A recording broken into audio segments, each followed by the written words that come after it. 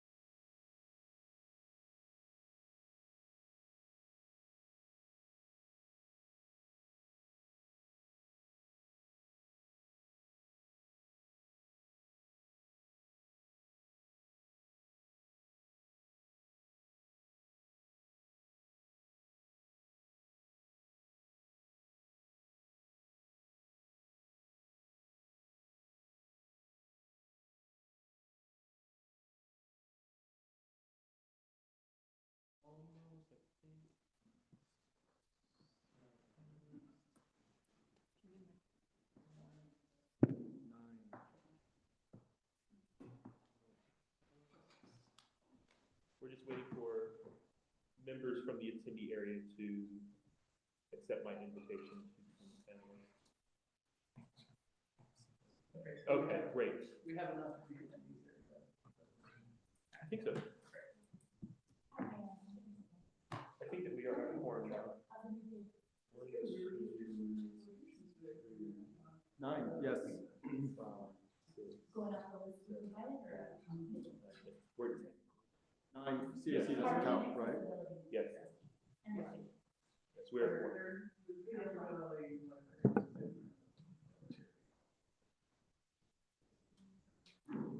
Oh, okay. Okay, good evening. We'll call our Ava Community Energy meeting to order. Today is Wednesday, April 17th, 2024 at 6 p.m.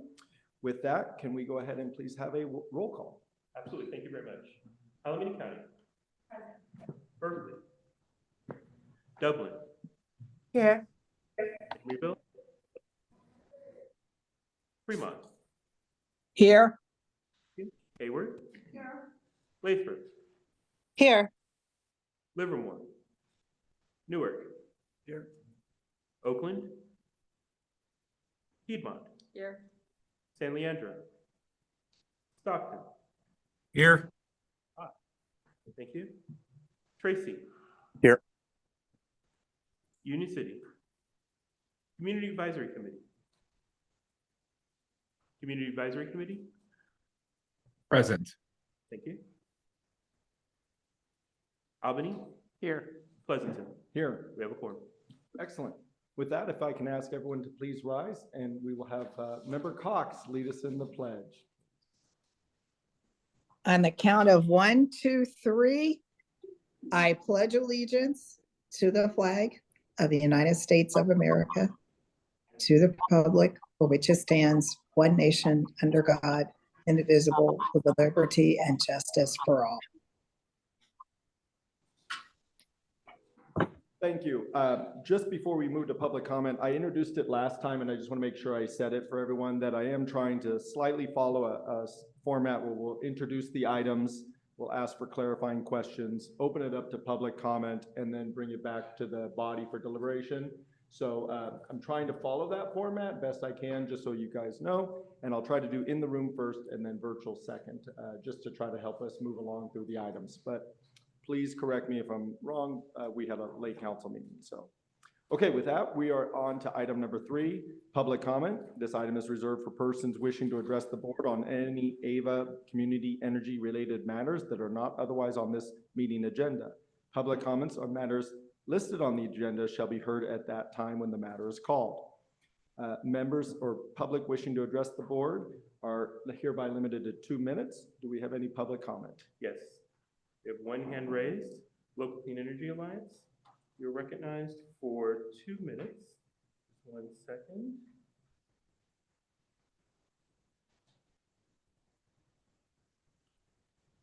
Hi, everyone. This is Jessica Tovar of the Local Clean Energy Alliance, long-term coordinator of the East Bay Clean Power Alliance. And my comments tonight are very simple. We have 29 organizations who have signed on, asking Ava Community Energy to provide $15 million towards Resilience Hub, organizing and work in the Ava community's territory. And I think it's very important to uplift this ask, because at the end of the day, if we're not planning for resilience now, we're being impacted heavily and negatively by different crises that we are experiencing in our communities related to climate change, related to other disasters. We've had wildfires, we've had, huge inundations with smoke, crisis after crisis. And, we are well overdue for having resources in our communities to be able to do the resilience organizing that we need to be doing and providing the day-to-day services that are needed in our communities. We don't have these types of resources, but as our public agency that we pay electricity to, it's important that these resources be given from our local agencies so that we can build the resilience that we need in our communities. So many organizations are doing great work. The churches themselves really want to build more of the solar and battery storage on the different churches and places of worship throughout Ava territory.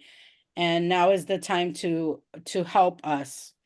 A lot of your resources go to Little League, go to sports, go to sponsoring events, but somehow energy resilience is being ignored. And so I really want to uplift the voice of these 29 organizations. Thank you. Clean power to the people. Thank you. There are no further hands raised at this time. Okay, we'll close public comment and we will be moving on to item number 4, closed session public comment. The closed session is item 5, public employee appointment pursuant to code section 54957B1, Chief Executive Officer. Are there any public comments for item 4 for the closed session? There are no hands raised at this time. Okay, open and close, and now we will adjourn to closed session. We'll try to keep it as brief as possible. To confirm, Adrian, that everyone in, all the members have a link that was emailed to them or on their calendar for the closed session, Zoom. Yes. Okay, thank you very much. We'll adjourn to closed session.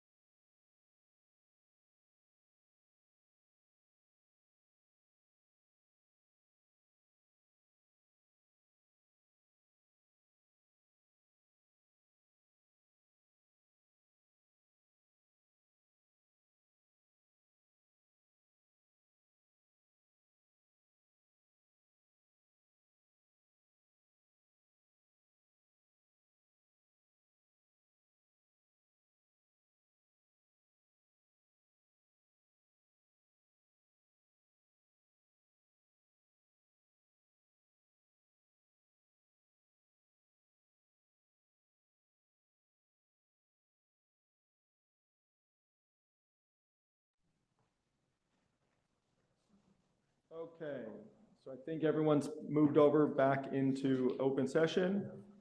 With that, a general report out of closed session. No matters to report, correct? Thank you very much. We'll be moving to the consent calendar at this time. Consent items can be approved with one motion by the board, if so asking. Are there any comments or questions on items 7 through 12 on the consent calendar? Any in the room? Any online? Okay, any public comment on any consent items 7 through 12? There are no hands raised at this time. Open and closed, bringing it back for a motion, seeing Alameda County. Okay, we have first. Seconded. Seconded by Albany. Any comments before we take the roll call? Seeing none, can we take a roll call vote, please? Great, thank you. Hold on one second. Alameda County. Berkeley. Dublin. Aye. Emeryville. Fremont. Aye. Hayward. Aye. Lathrop. Livermore. Newark. Aye. Oakland. Aye. Piedmont. Aye. San Leandro. Stockton. Yes. Thank you. Tracy. Yes. Union City.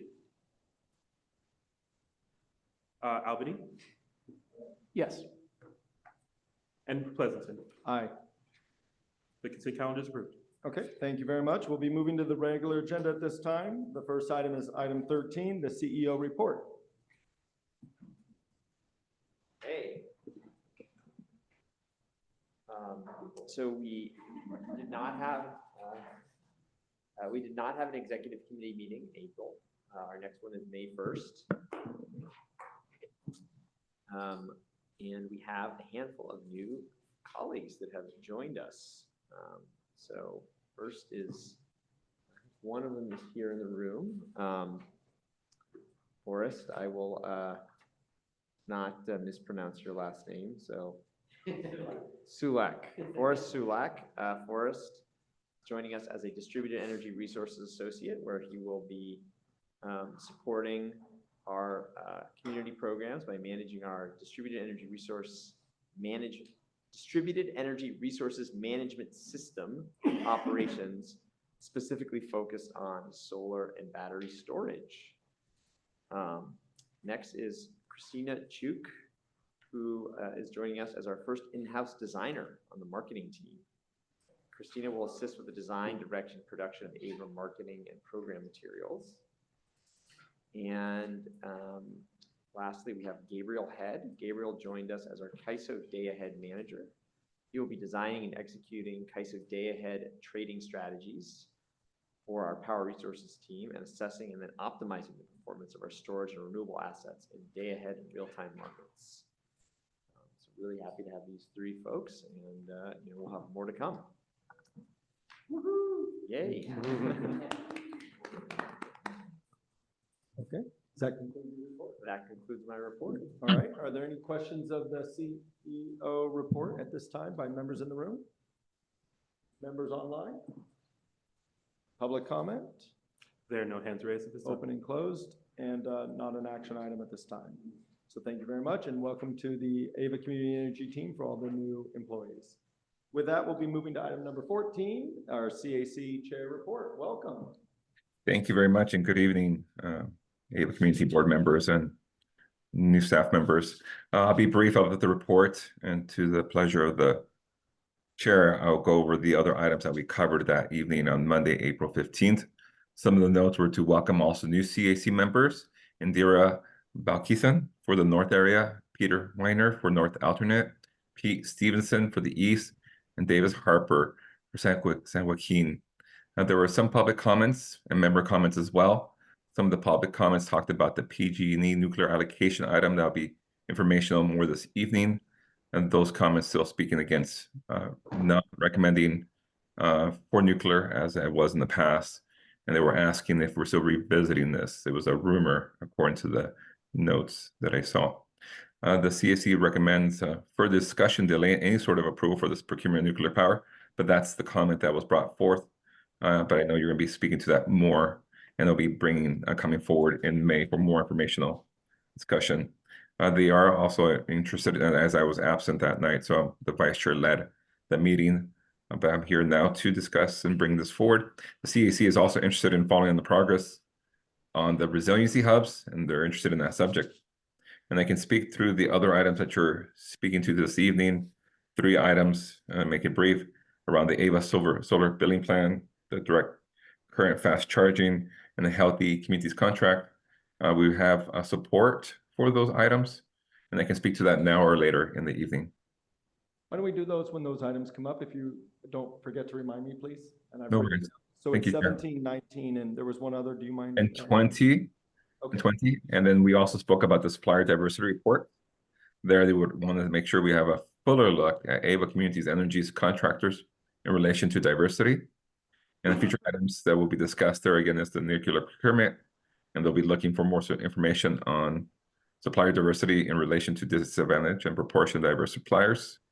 And they would like to learn more about incentives for rooftop solar to offset the detrimental effects of net billing tariffs.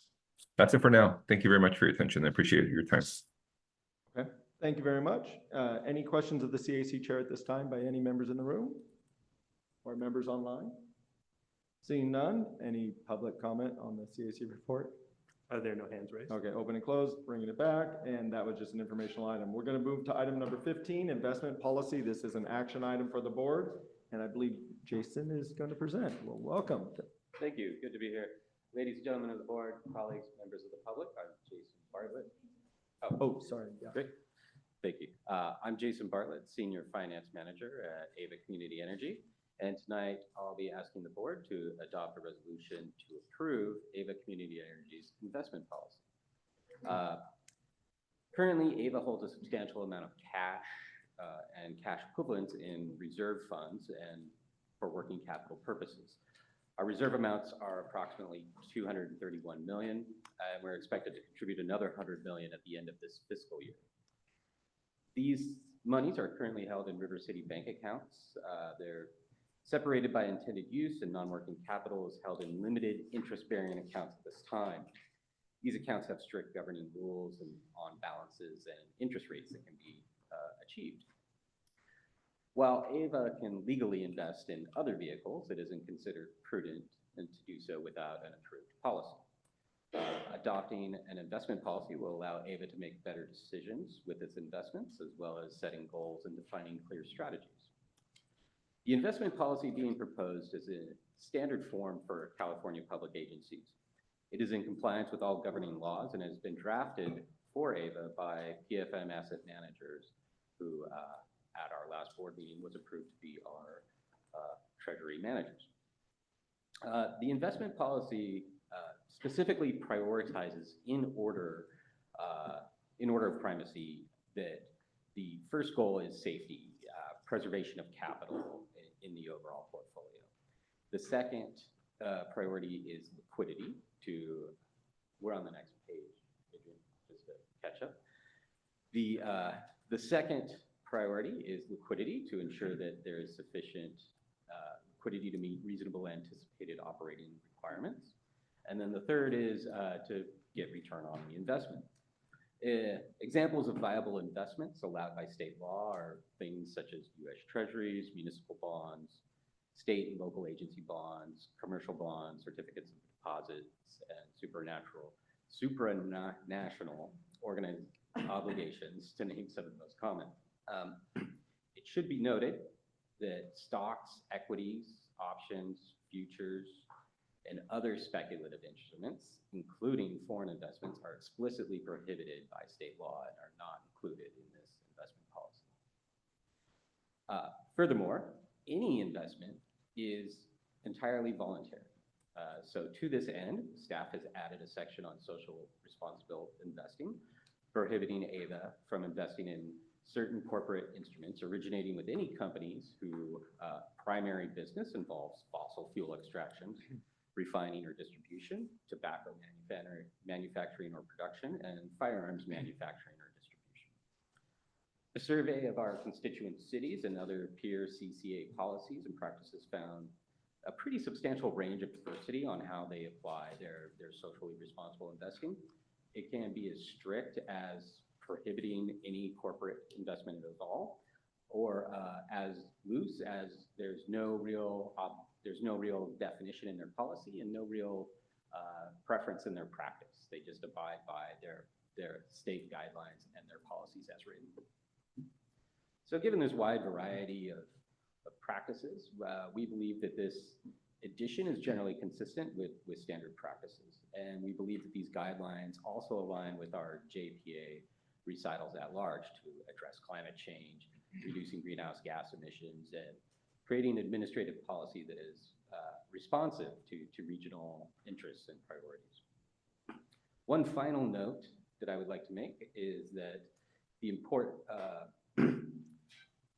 any corporate debt investment that would be invested in under this policy is guided by strict protocols and criteria. It needs to be investment grade debt and not any equity or similar obligation. It's statutorily capped at a fixed percentage of the portfolio, can't go above 5%, I believe, and held to a minimum standard of investment quality. And per the guidance of our treasury managers, that there would be an explicit review and recommendations made. The financial impact of this investment policy would increase the nominal rates at which we receive interest on our investments. And for the amounts that we are currently holding in reserves, that's about a 1% increase, so about an additional $2.3 million per year. The Finance Administration and Administrative and Procurement Subcommittee has reviewed this item and has approved that it be brought to the board for your decision. Thank you. Okay, thank you very much. We'll start with clarifying questions. Are there any clarifying questions by members in the room? Yes, please. Hayward. Thank you for the presentation. I just wanted to ask, just basically, we hold all of our deposits in Riverside Bank or whatever it is. Just thinking about, the Silicon Valley collapse situation, so there isn't a need to diversify in banks. So during the Silicon Valley episode, we did do an extensive risk management review with River City Bank and with some of our other institutions, and we do have some diversity held at other banks, but it's nominal compared to our reserve amounts. Okay, yeah, we're not worried about, I guess, the coverage from the SEC. No, we're pretty secure that they are required to hold 110% collateral for any public deposit. Great, thank you for answering that. Okay, any additional questions by members in the room? Seeing none, any members online that would like to ask a question or CAC? Clarifying question? Seeing none?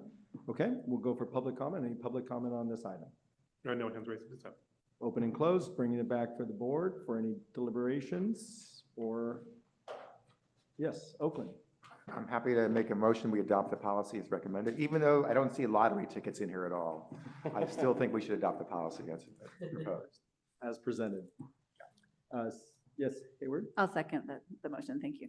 Okay, any additional comments before we proceed to roll call? None? Okay, please go ahead and take a roll call vote. Great, thank you. Alameda County. Berkeley. Dublin. Yes. Emeryville, Fremont. Yes. Hayward. Yes. Lathrop. Livermore. Newark. Yes. Oakland. Aye. Piedmont. Aye. San Leandro. Stockton. Yes. Tracy. Yes. Union City, Albany. Yes. Pleasanton. Aye. Motion's approved. Excellent, thank you very much. Thank you, and I'll be sure to bring a lottery policy next time. Chair, Yes. I'd like to request that we slightly reorder the agenda to move item 19 next, just because we have some staff here in person.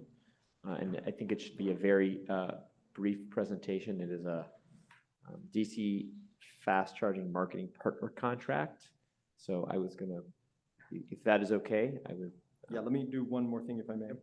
So first of all, I apologize. I did not say welcome to our CAC members that the CAC chair mentioned. So welcome to our new CAC members for all the regions. We hope you attend the meeting and we appreciate your service.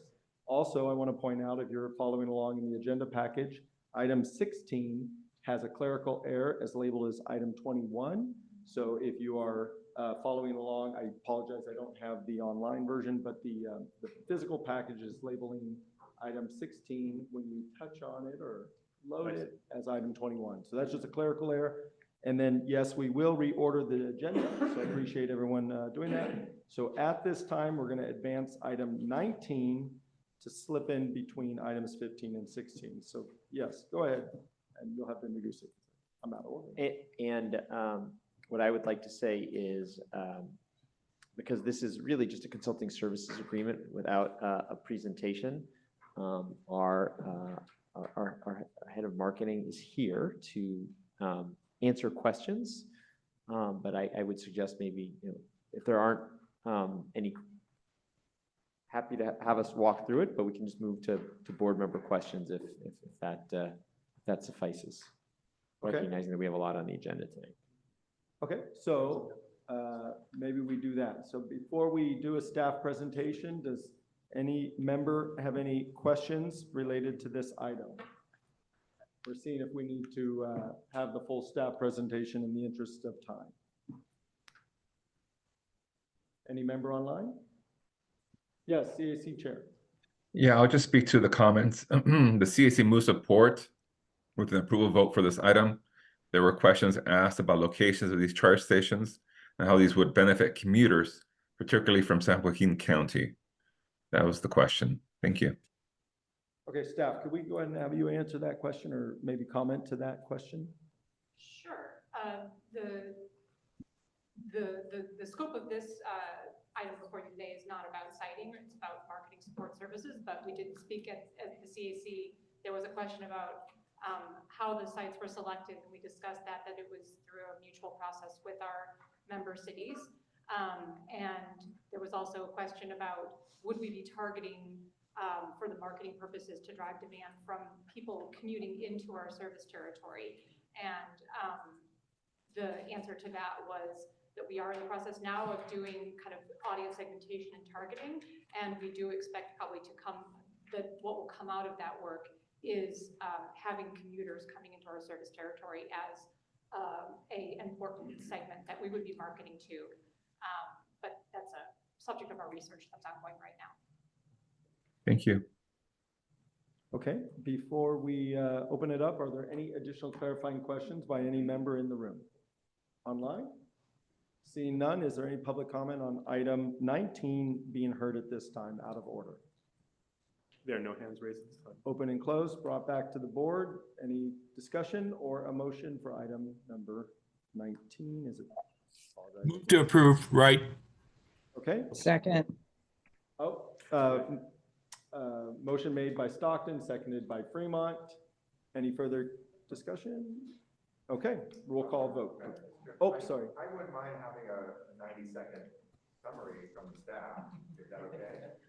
That's quite all right. Just 90 seconds? We asked for that a little earlier, you know. Sure. We have the motion and let me just, if I may. So we have the motion, we'll hold that on the table. Can we go ahead and have a brief 90-second overview by staff? Absolutely.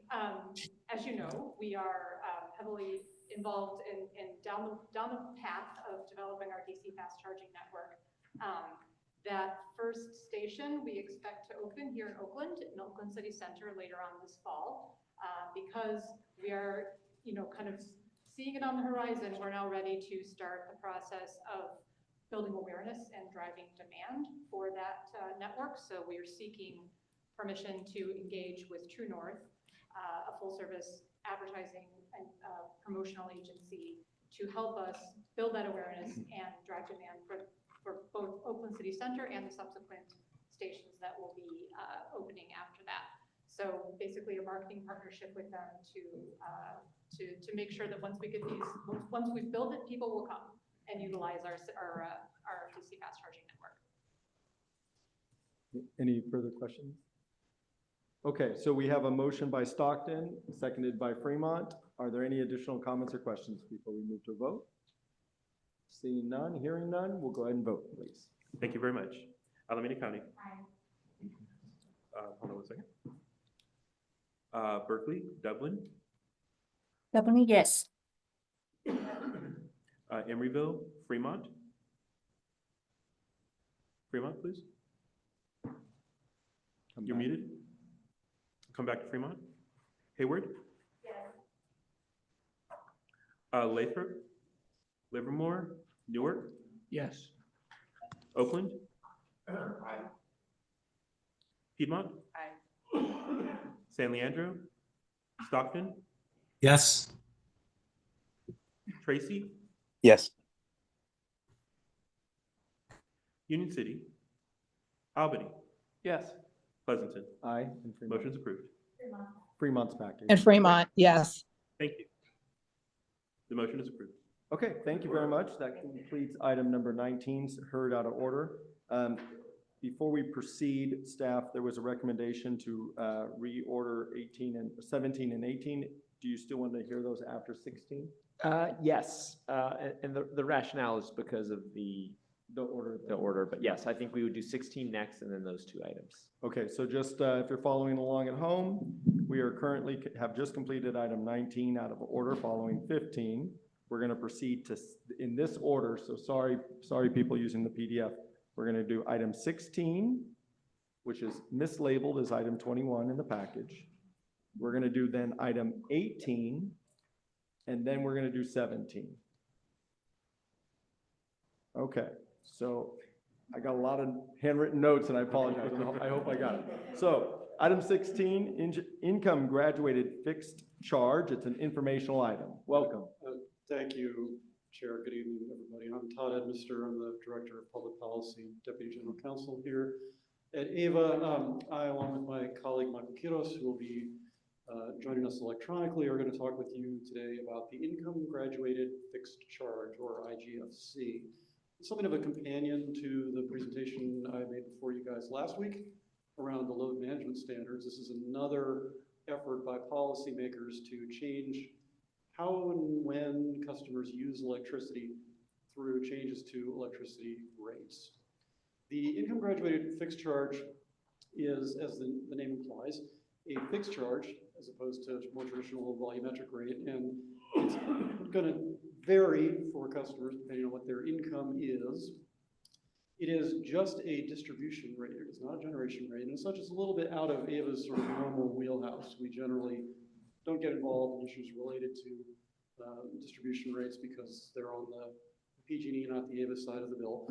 But this is a sufficiently high-profile concept and is also proven controversial and is going to be coming before you as part of the broader suite of items that the legislature is engaged on, where we'll be looking for your guidance and input on positions to take out the legislature on bills. So we wanted to give it a separate call out here today so it doesn't kind of get lost in the shuffle when we get to the full slate of bills, because there are a lot of those bills.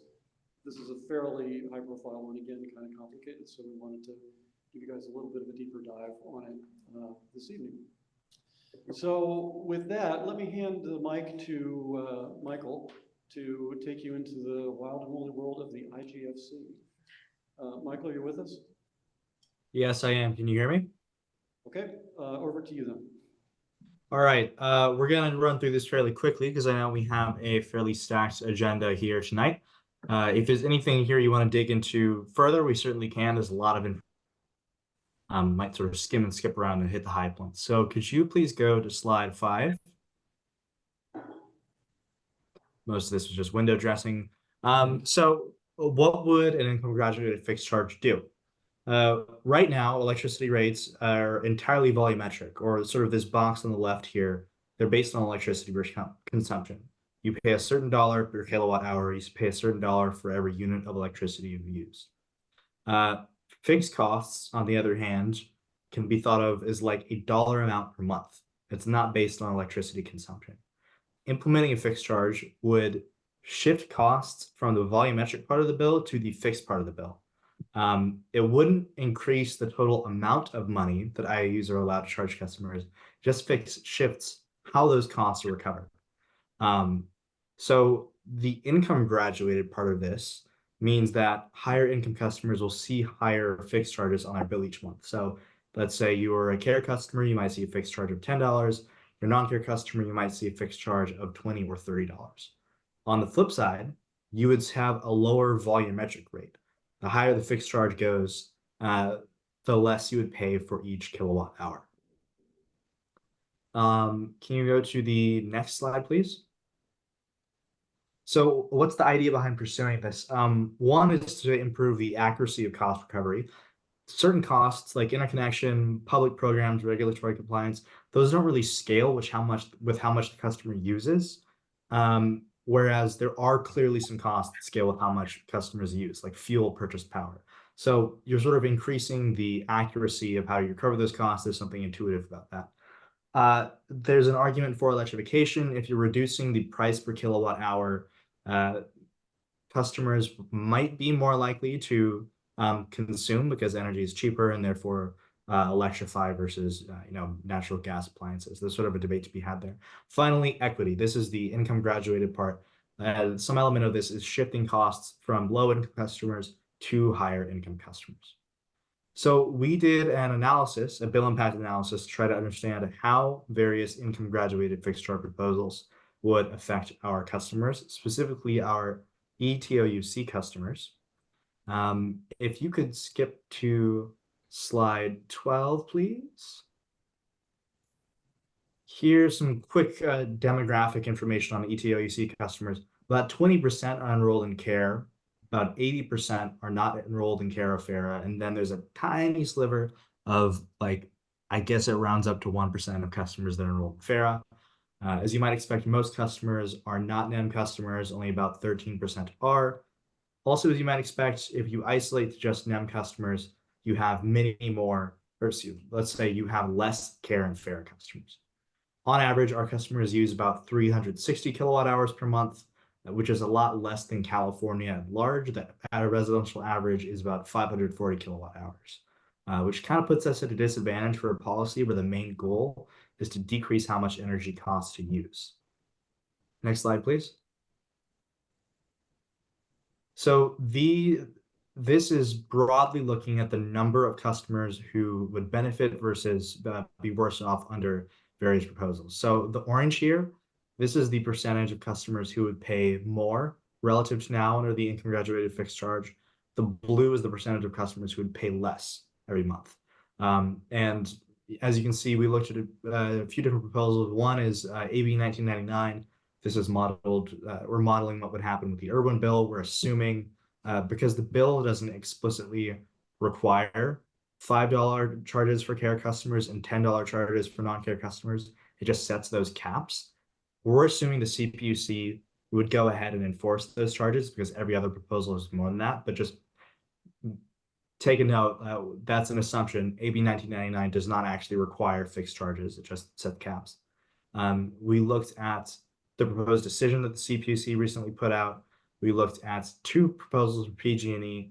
PG&E first can be thought of as like what they're currently recommending, their current proposal. Future is not what they're currently recommending, but an indication of where they'd like to go.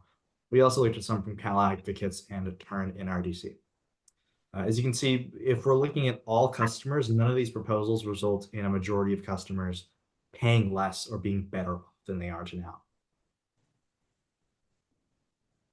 And we talked about how we use less than the average Californian, each of our customers, not each of our customers, on average. And the income graduated fixed charge structurally benefits customers. That's sort of the whole point, to make usage less expensive and replace that with fixed costs. The results could look a lot better if a few things happened. One, you look at service territories that have more air conditioners, more homes as compared to apartments, multifamily homes. And as electrification speeds up, customers start using more. That could also shift the picture. Next slide, please.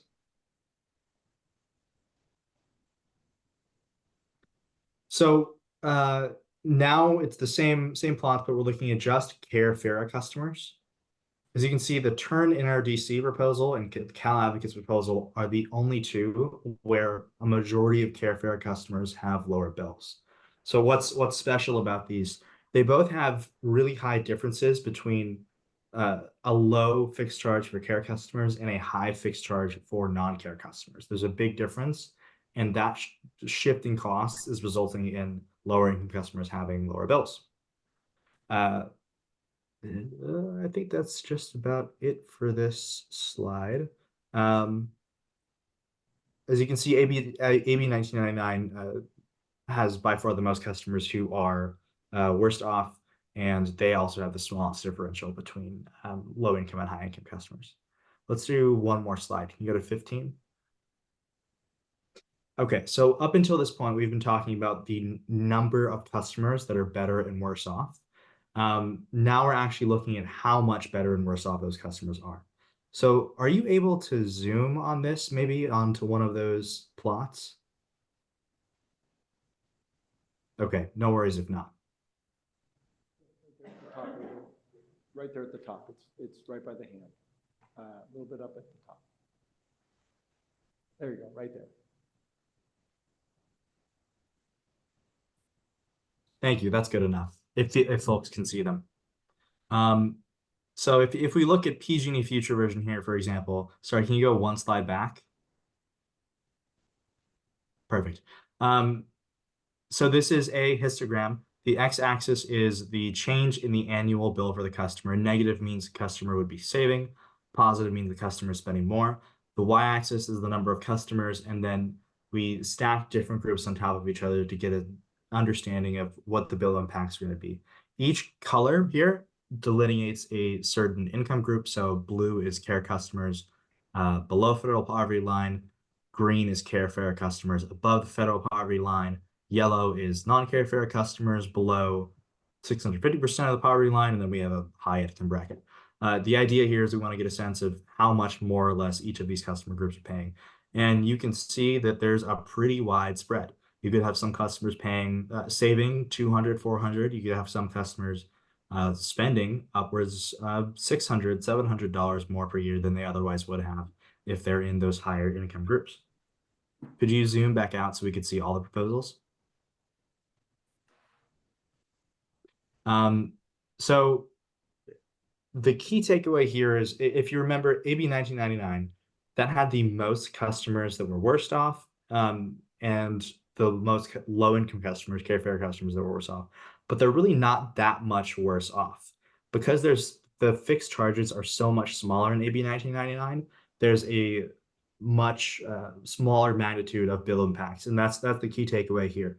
The higher the fixed charges you have, the larger effects you're going to see. It doesn't necessarily mean customers are going to be better or worse off. It just means they're going to be like more better or more worse off, if that makes sense.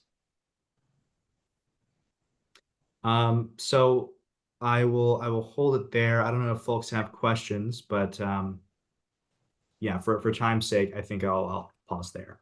Okay, do you mind maybe not stopping the share so we can see the members? Okay, are there any questions by members in the room? Yeah, Pete. I think I've reached my saturation for acronyms. I wasn't sure I totally followed all of those various examples. But my question really has to do with incentives. I mean, I understand from an operations standpoint why we would potentially be exploring the idea of fixed costs, right? A fixed charge for all the infrastructure and whatnot statewide. But I guess when I hear the incentive to consume more electricity, I think the incentive is to transfer people off gas towards electricity and not necessarily just have a better reason to leave the air conditioner going 24/7, right? Like I get a little nervous if the incentives aren't aligned, and we're kind of calibrating things pretty delicately here.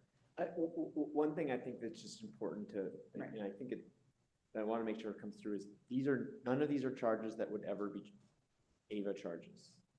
These fixed charges are on the transmission and distribution side of the bill. These are not. Yeah. So. No, I understand that. Okay. But one of the things that came through the presentation is the reason they're talking about this is to incentivize. Oh yeah. Yep. Consumers Yep. using more electricity. Yeah. And I think only if you're swapping it out Right. for non-renewables, like I think, I understand. right? Todd is well positioned as I mean, a source thought about this topic for. I grew up in a decades. household, Right. where my mom was always like, turn out the lights, turn out the lights, This, right? this stands Turn on out- its head decades of thinking about Right. electricity use. Absolutely, absolutely it does. Okay. And I mean, your example is a good one. The example I use is, it's not desirable if this means that people just leave their lights on all night. Right. Right, okay, that's more electricity use. We don't want more electricity use per se. So the sort of phrase du jour around this is beneficial electrification. We want more of the right kind of electricity use. We want fuel switching, which is the example that you gave. And so the theory behind, I mean, there's a fun story about how this ended up in the law. And I do want to emphasize, this is the law. Right now, we will have some kind of income graduated fixed charge. The question is, what exactly will it look like? So the PUC, all of those PUC proposals, that's the PUC implemented AB 205, which is, that's now the status quo. There's going to be some flavor of this. It's not, should we do this at all? And if so, what? It's, what are we going to do about it? The alternative is AB 1999, potentially, right now that's in play at the legislature, which may change AB 205, but we're sort of stuck in this, there's going to be a fixed charge and it's going to be income graduated paradigm, like that's the way. But, and it is, for those of us who grew up in an era of, you want to, you know, put on a t-shirt instead of turning on the air conditioning, right? This is a very different way of thinking about things. And I just want to suggest that we need to start wrapping our head around it, because if we want people to switch fuel, we're going to have to accept that there will be an increase in the total number of kilowatt hours used. There was a number thrown around today at the conference that we were at. You know, we're expecting to see a peak load somewhere around 50% higher in 2035 than we're seeing today. Right? This is an inevitable consequence of shifting away from burning stuff. So, whatever the merits of these particular proposals, this is the direction that we're heading and have to head in an electrified future. And it is different. So I understand that, but from the presentation, maybe when we talk about it, to use those terms like beneficial electrification or something, just to hint, just to say, we're Yeah. not just trying to get people to use more electricity, period. We're trying to get people to convert off of other sources of energy. Right, fair point. Okay. Are there additional questions by members in the room? Yep, Hayward. Thank you. Yeah, I mean, just trying to understand it. So this is something that's happening anyway statewide. So I guess it's an informational item, but what can Eva do? Like, what are you asking of us to sort of take in this information? What in the future might we be doing to help our customers with this change? Yeah, so the ask that will ultimately come before you will be probably in connection with AB 1999, you know, support or oppose. That will be the venue where this will get hashed out. And, you know, or not. I mean, one of the interesting things about AB 1990 was offered up as the fix for AB 205, but as you can see, it's actually not, right? It's trade-offs. It's trade-offs all around. Like it's a much narrower range of impacts, but it's a much higher percentage of low-income customers who are worse off under it. And one of the interesting things that we learned through this analysis was that the mechanics here are not at all intuitive, and the policymakers are going to have to make these hard trade-offs. So in as much as we want to make a decision around do we support or not, we too are going to have to kind of engage in that balancing of the harms. And then I'm just, you know, looking at the future, like, might that also include incentives, you know, from Eva in the future, if, you know, to keep our customers incentivized to continue to use less energy? Yeah, I mean, that's a deeper, so I'm going to give this one back to Nick, because that's a much deeper question. I mean, typically we have stayed off, and I think we wrestled with this a little in the NEM context, right? Typically we have stayed away from pulling from our side of the bill, which is the electric side of the bill, to offset bad things that are happening on the distribution side of the bill. It's not the first time that this has happened. So I don't know, Nick, if you wanted to add anything on that. Yeah. Yeah, I mean, I would say, so one thing about the deck that you're looking at right now, this is a 0-day impacts. And so even if the PUC proposals go forward, or the proposals at the PUC go forward, they won't actually come into effect until 2026. So there is 2 years in there to do something. And so it may be that we want to look at, you know, one of the other things we picked up from this analysis was that the FARA program is substantially undersubscribed. If you look at the number of people who are eligible for FARA, which is the federal rate assistance program, it's vanishingly small, which was surprising, right? I think we only had about 2,000 people in our service territory on Ferry, though many, many more were eligible. So there's some outreach that we can do there. Amy's probably going to strangle me when I walk out of here. But, you know, there are things that we might be able to do that aren't necessarily require money out of our pocket that can help ameliorate this or this suite of impacts. Yeah, I mean, we've run programs trying to drive enrollment, and I think we've had some success. It's always been hard to measure it exactly because we don't necessarily know exactly, you know, whether a customer signed up or not. We don't get that information. We don't control the bill. We don't control the bill, that's right. You know, I think if the proposed decision goes out at $24 fixed charge, that's comparable to what, say, Sacramento Municipal Utility District offers. But we have bigger bills, so it's a smaller portion of the overall bill. So while it's high, it's probably not, when you comparatively to other fixed charges around the country, it's probably more in line with fixed charges around the country on a percentage basis, not on an absolute basis. So I think the stated goal, which is to, you know, kind of help manage bill increases, this doesn't really achieve that goal because rates are going up so fast. So Okay, let's see if we have any additional comments from members online, if I may. Okay, are there any comments by members online at this time, or clarifying questions, I should say? Okay, seeing none, is there public comment on this item? There are no hands raised at this time. Okay, close public comment, bring it back to the board. Any additional comments? I have a couple of questions I'm just going to ask.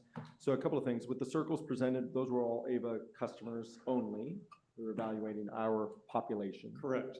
Secondly, does that include Lathrop and Stockton, or does it not? Does not.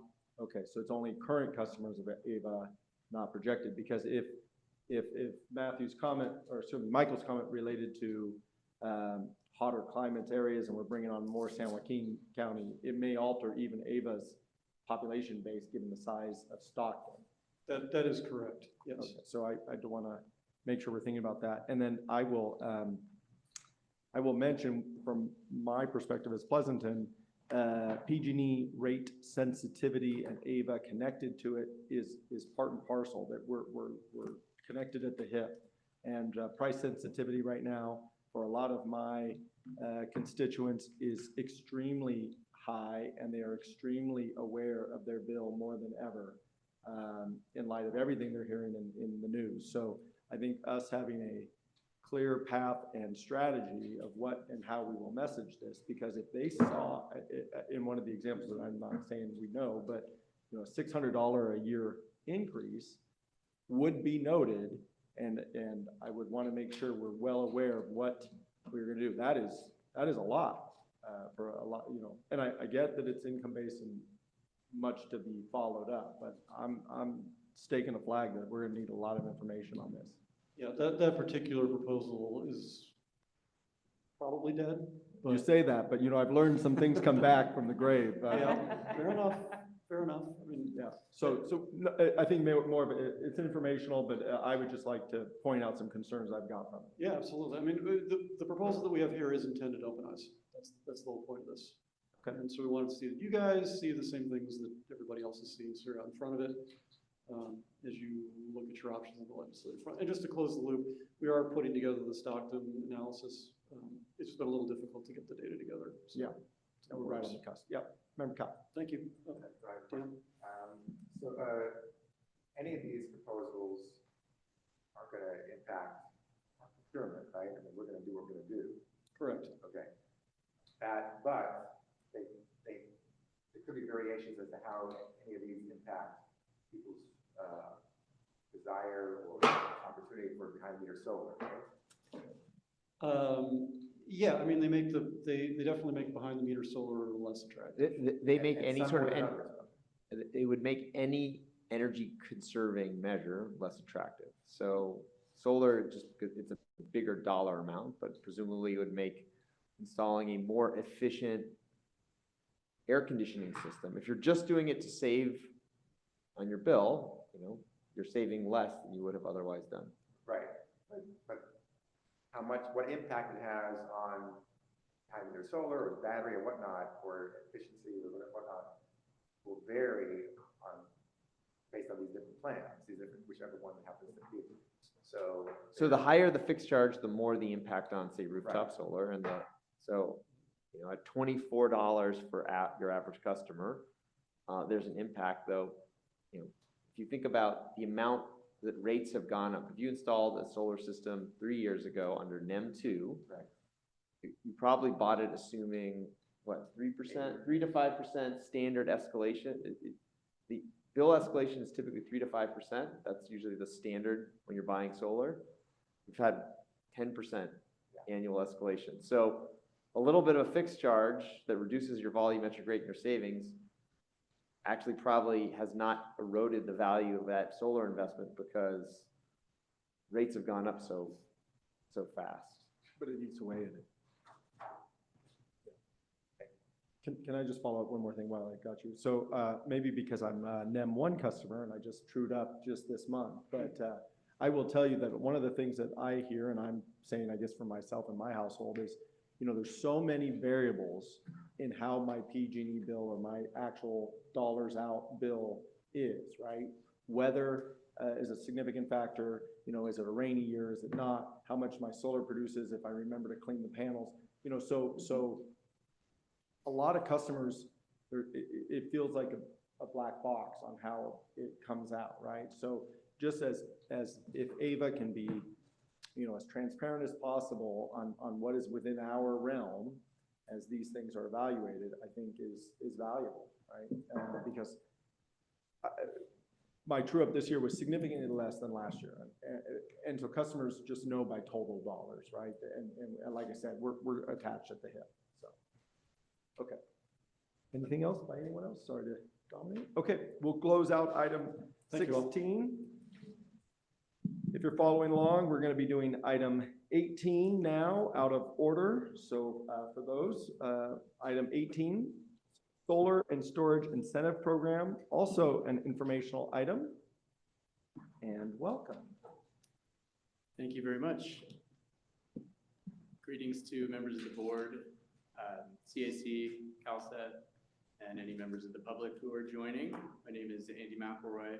I'm a Solar and Storage Associate at Ava Energy, and it is my pleasure to present this to you. This is our Solar and Storage Incentive Program that we've been developing over the last few months. Go to the next slide. So a little bit of background to let you know how we got here. In these bullets, some of them go a little out of order, so bear with me. So about a year ago, there was the NEM 2.0 sunset, limiting the value of customers with solar-only installations. In December of 2023, Ava's board directed 40% of the forecasted budget surplus, revenue surplus, towards solar and storage-related programs. Bring that to last month, the staff reviewed preliminary solar and storage incentive program design at the March Executive Committee, which leads us to, which we tweaked a little bit, leads us to present day, how we'll tie this in with a staff proposal to update NEM policy to implement net billing tariff. So thank you for letting me go a little out of order there. And then moving on to the proposed program overview, we're going to use about 40% of the budget surplus for upfront incentives. The budget of that is estimated to be around $20 million. Ongoing performance payments funded with net billing tariff savings, which will be covered later on. The duration of the incentive is it's going to be a 5-year enrollment period with ongoing incentives paid for 5 years after installation for a total of 10 years after the first sign up. Launch date, we're targeting late 2024. There are a lot of things that have to fall into place, but that is our goal. And we will come back to the board for final program approval on time. Next slide, please.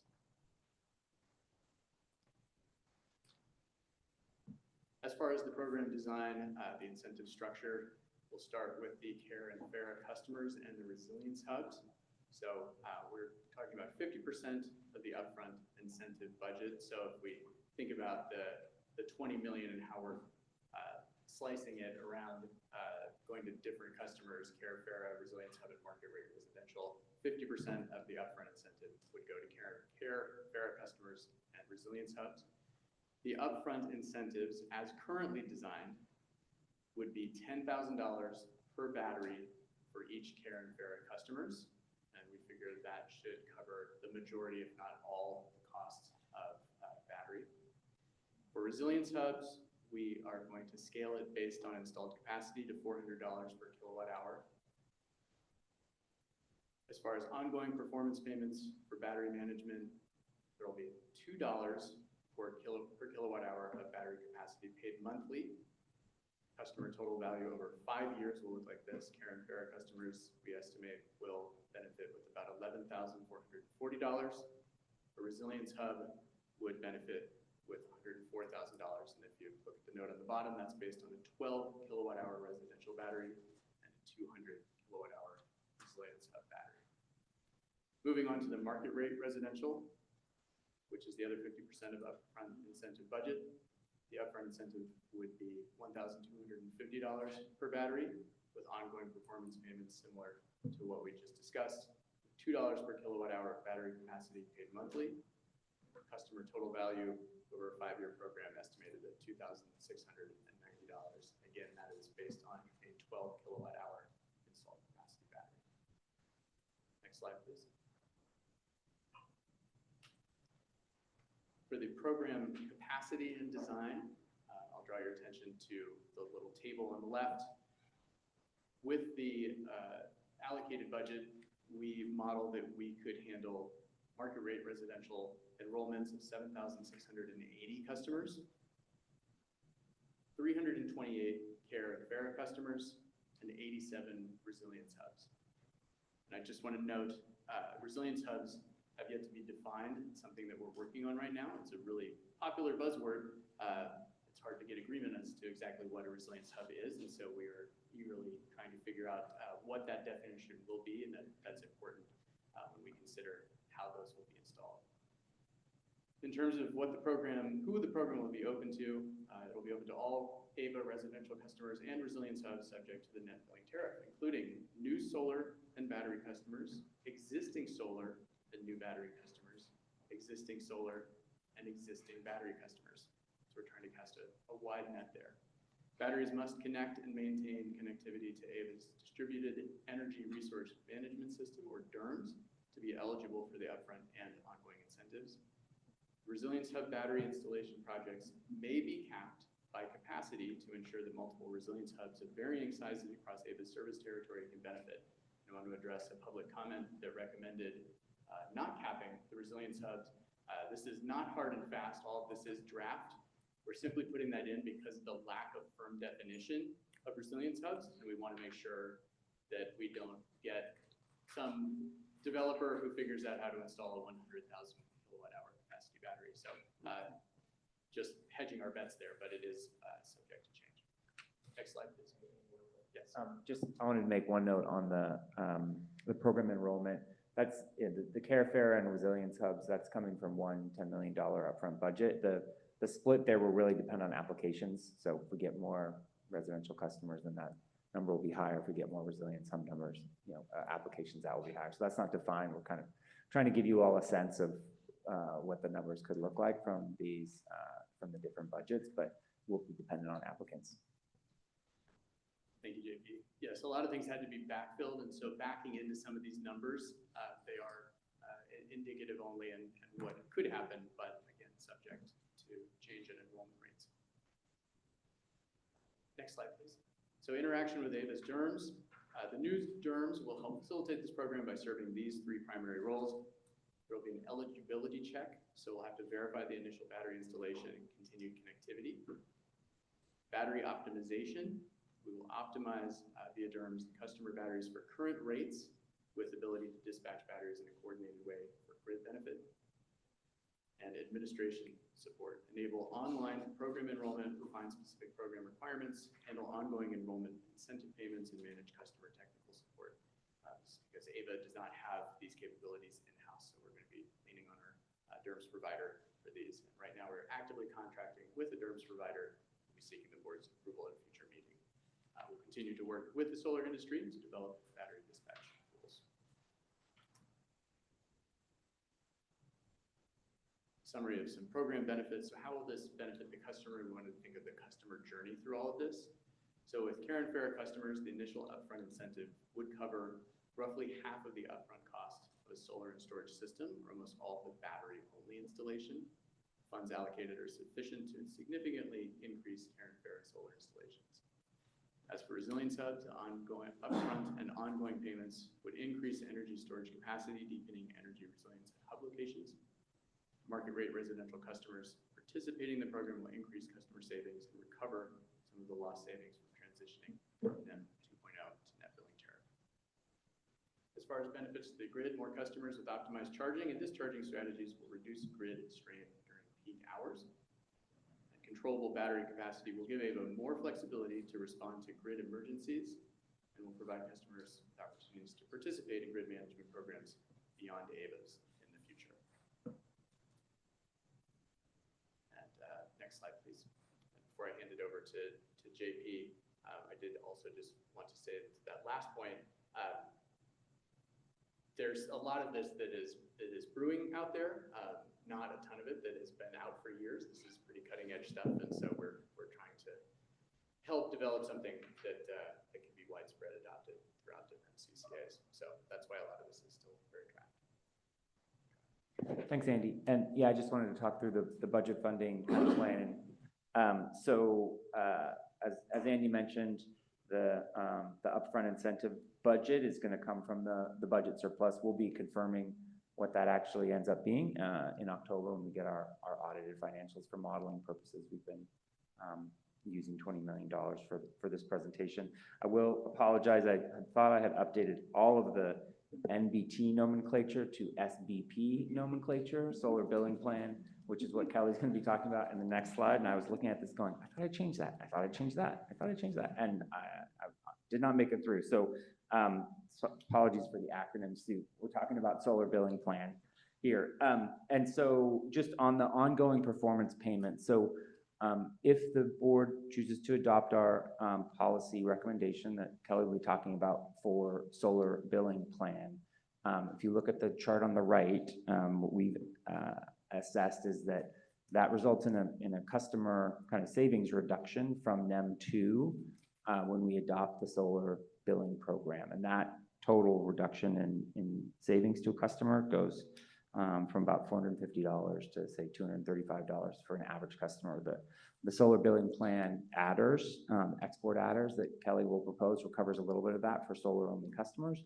And the purpose of the ongoing incentive with the battery incentive that we're proposing is to really kind of make customers whole again, to bring us back up to that NEM 2 level for customers that install a solar and a battery. And that's why it's ongoing. Just like NEM 2 kind of savings were ongoing, these savings associated with the battery and the ongoing payment to the battery for ongoing performance is, meant to bring that customer back up to where they were under NEM 2.0. And so that's what the chart on the right is to help indicate, is how this program is supposed to kind of partner up with the solar billing plan proposal, so we can make those customers whole. And again, we're really trying to move from solar only installations to solar paired with battery installations as you need to transition away and have more energy that can be generated in the middle of the day, yes, but then dispatched later on in the evenings when the sun goes down and our access to carbon-free energy starts to decline. So that's where the ongoing payment comes from, and the amount of that payment, about $200, and we say, there's about $215 a year there in lost customer savings, and the $2 per kilowatt month is meant to be equivalent to that. So what that does mean is that on an ongoing basis, we will be budgeting for making those ongoing payments based on enrollment. So we'll come to the budget planning process with our expected forecasted installations and then budget for that amount on an annual basis. So we'll come back to the board on the FY25 budget with our expected performance payments coming from that. So just wanted to talk about the budget allocation process. And I think that's it. We're happy to answer any questions. Okay. So with that, we'll bring it back to the board for clarifying questions at this time. Do we have some clarifying questions by members in the room? Member Cowell. Thank you, guys. Sounds great, of course. I think, JP, you just answered, somewhere in there was answering my questions, I'm gonna ask you again anyway. So, people, the third category is people with already have batteries. Since we can't, this is a limited number of people, and if someone already has a battery, why are we providing them an incentive to provide that same incentive to someone else who has solar and doesn't have a battery yet? Yeah, so the incentives will only be available for people with solar billing plan, so not NEM2, so only with solar billing plan. And then the incentive structure has kind of yet to be defined. One of the things that we've thought about is could just be eligible for the ongoing incentive, like if they've already installed the battery, the ongoing incentive, so that gives us the ability to connect to that battery, and as Andy said, monitor it and have some potential to dispatch it. So there's some value that we're getting, and there's some value that the customer's getting. But the number of installs at this point are very small, and so there's not a tremendous number of solar billing plan batteries, in the market. Our goal, as you said earlier, our goal is battery. Everybody needs a battery. Just getting solar now without a battery is like missed opportunity, to say the least, right? Right, so we want to encourage battery adoption and more batteries on the grid. Okay, additional questions by members in the room before we? Seeing none, members online. Do any members online have any clarifying questions at this time? Okay, seeing none, I have a quick couple of questions if I may. The DERMS program, by the way, I'll acknowledge, I think the presentation now versus at the executive committee is much more robust. So I really appreciate you guys going back to level us all up to this. I know you guys deal with it more regularly. So the DERMS program sounds space age, right? So I want to make sure I'm grounding this to some reality. Is there really an ability to tell people's batteries to discharge and charge at certain times and manage the grid?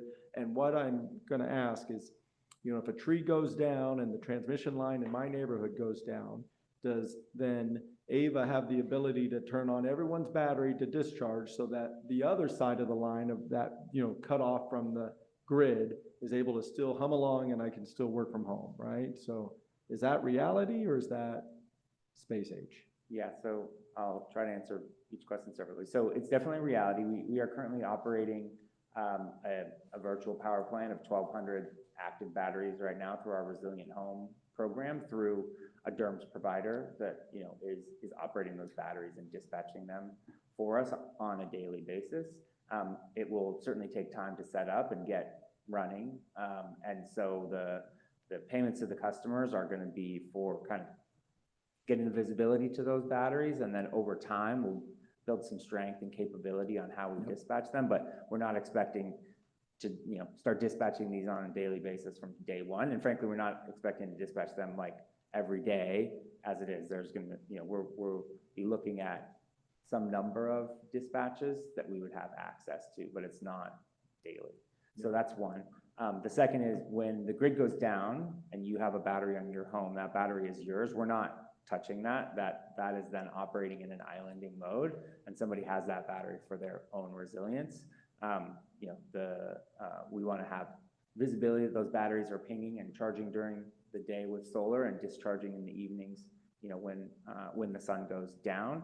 But we're not expecting to manage them actively every single day. Let me go a little further, right? So if in island mode, but there's several of them, a significant section of a city, for example, cut off from the main grid.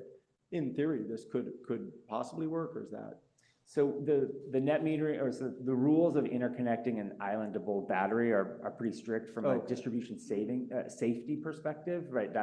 It's imperative that system cannot export into the grid, because then you have an energized line, and a lineman who's coming to then repair the system is at risk. So that's one of the technical challenges of these, microgrids that can island. There's an automatic disconnect switch that has to switch off, and it can only power and put energy back into the system once it senses that the rest of the grid is back online and energized. So there's quite a lot of kind of electrical safety precautions that preclude any type of neighborhood microgridding that I think you're My neighbors and I are talking about all the time. Okay. Yes. Thank you, JB. We have a public comment on this, and I'm about to open up public comment, but the allocation of the $20 million expected 50-50 between the two branches of this is a bit inconsistent with public comment, but is that staff's still current recommendation going forward? Yes, you know, I think our recommendation is largely driven by the fact that we today don't, we have seen very low, even at a very high incentive level, we do not believe there will be significant uptake in Carafera, largely because the number one factor, determining factor for residential solar adoption is residential home ownership. Yeah. So if you are a tenant in an apartment building, you simply cannot install solar on the building. So, you know, that reduces your total addressable market for Carafera pretty considerably. And then when we think about resilience hubs, what was the number we had? We had 80 resilience hubs. Yeah. 80 resilience hubs, when we don't actually fully know what a resilience hub may or may not be, I think we could, frankly, we could put more money into that category, and we very likely will not see the money, will not see uptake or use of the funds in the near term. Whereas, you know, we have historically had a very robust general market, or, you know, sort of non-Carafera residential solar market in the East Bay, a market that I believe we may hear about the challenges of installation and the significant reduction in deployment of solar. And these incentives, we believe will, you know, could very well make the difference between, you know, consumers having a rationale to install solar and not installing solar. And so, yeah, we could reduce it. We could make it 15 million and 5 million. I genuinely believe that that will simply result in 15 million, significant portion of that 15 million sitting on the sidelines, while we'll have significant uptake for that 5 million, and customers sort of waiting in line for more money to be allocated from a future fiscal year. I would also I want to make sure this is well understood, that the budget amount we're talking about is purely an estimate at this stage, and it's Right. based off of the actuals for what the budget surplus ends up being. So the percentage is what I think we're really focused on, which is 50%, 50%. We estimate at, you know, $20 million. It could be more, it could be less. So we'll see that in the October, November timeframe after the audit's actually done. Of course, we'll have good visibility leading up to that as well, but, you know, won't be finalized until then.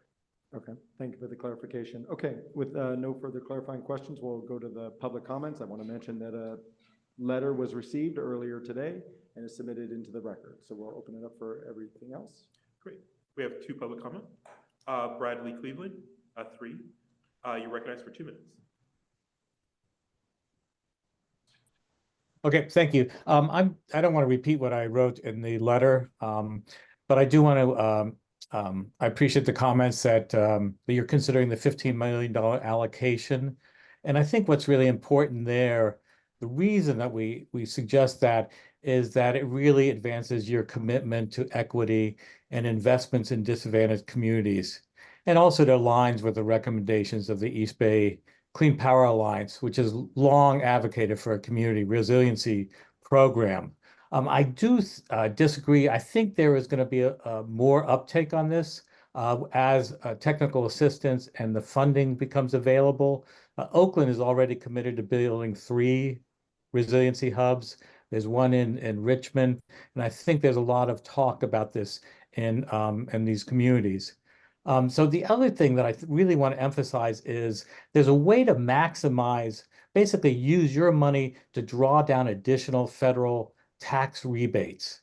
So under this direct pay program that was authorized by the Inflation Reduction Act, nonprofit organizations, tax exempt entities can now basically get a tax rebate. And that tax rebate can be up to 70% of a project's cost.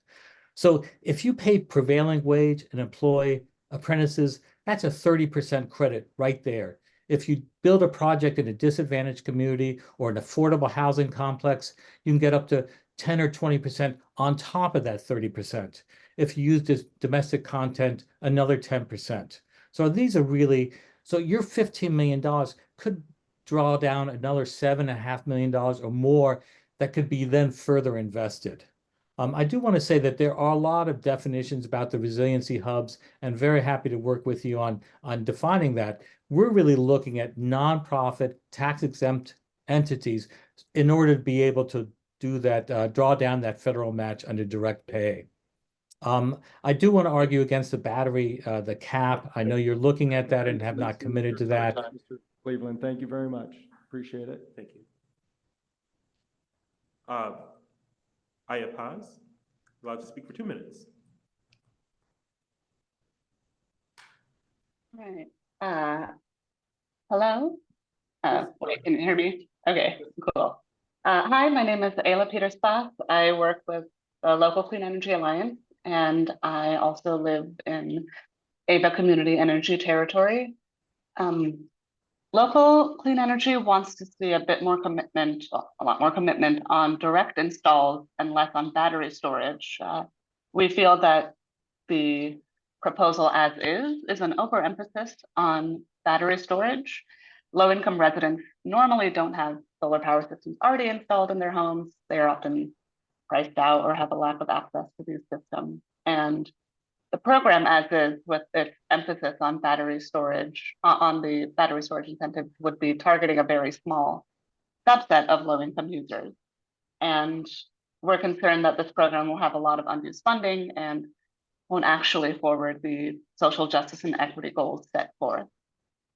And so we believe that direct installs would most effectively make clean energy accessible to low-income users and also meet the equity goals set forth by the program. And so we would want to see a larger emphasis on direct installs in this particular, in the incentive program, as opposed to the current emphasis on battery storage. Thank you. Thank you. Local Clean Energy Alliance, you're recognized for 2 minutes.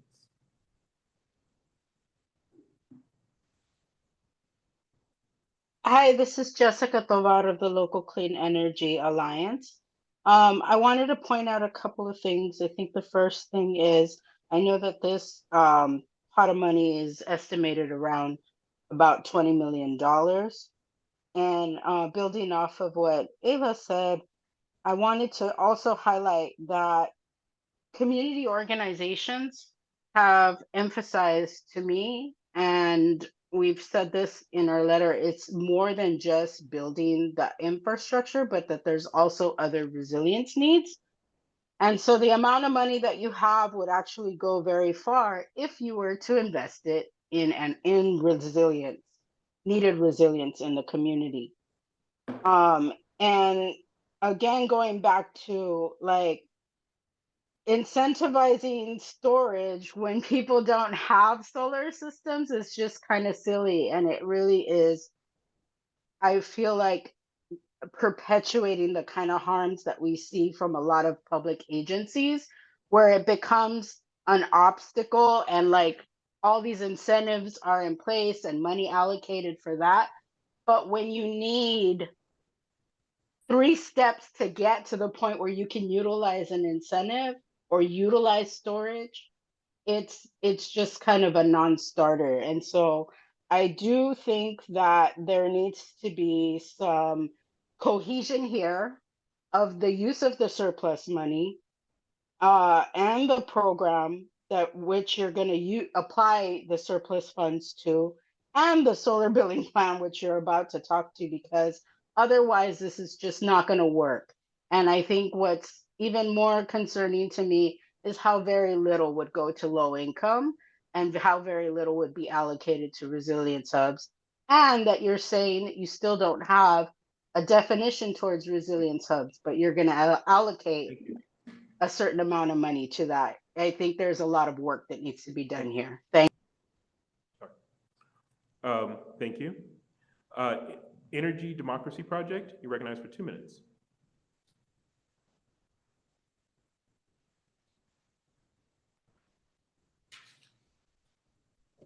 Hi there. Sorry, I realized I logged in the wrong Zoom. My name is Crystal Huang. I'm with People Power Solar Cooperative, and I am also live in an Ava Community Energy Territory. I'm speaking on behalf of the People Power Solar Cooperative, who has more than 100 members, all living in Ava Community Energy Territory. And we are one of the many community organizations that Jessica just speak of. So I don't need to repeat what she has to say. And I would just complete my comments there. Thank you.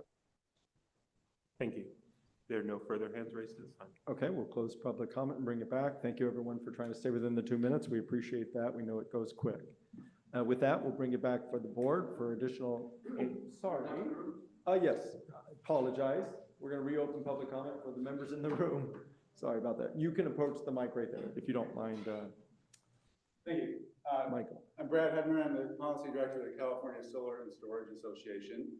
We're a statewide trade group representing most of the solar providers throughout the state. Sorry, I'm not before you more often. It's good to be here tonight. I wanted to strongly support this initiative. We think that this is the exact right approach in terms of maintaining a strong market for local clean energy. As you know, we've been hit very hard with the transition from net metering to net billing. The market is way down. A lot of jobs have been lost. Companies going out of business. Just earlier this week, I heard about the closing of a contractor based in San Ramon who's been doing business throughout the East Bay for 23 years. And it's just really sad to see these small businesses going under. At this point, we need these contractors to stay in business to be able to provide energy services of all sorts to all members of the community. So in this transition, the best way to ease the transition to net billing in our minds is incentives for energy storage. It is about storage from here on out. That's what we all want. We want to get to 100% battery pairing. And this is what makes economics work for customers to rebuild the market.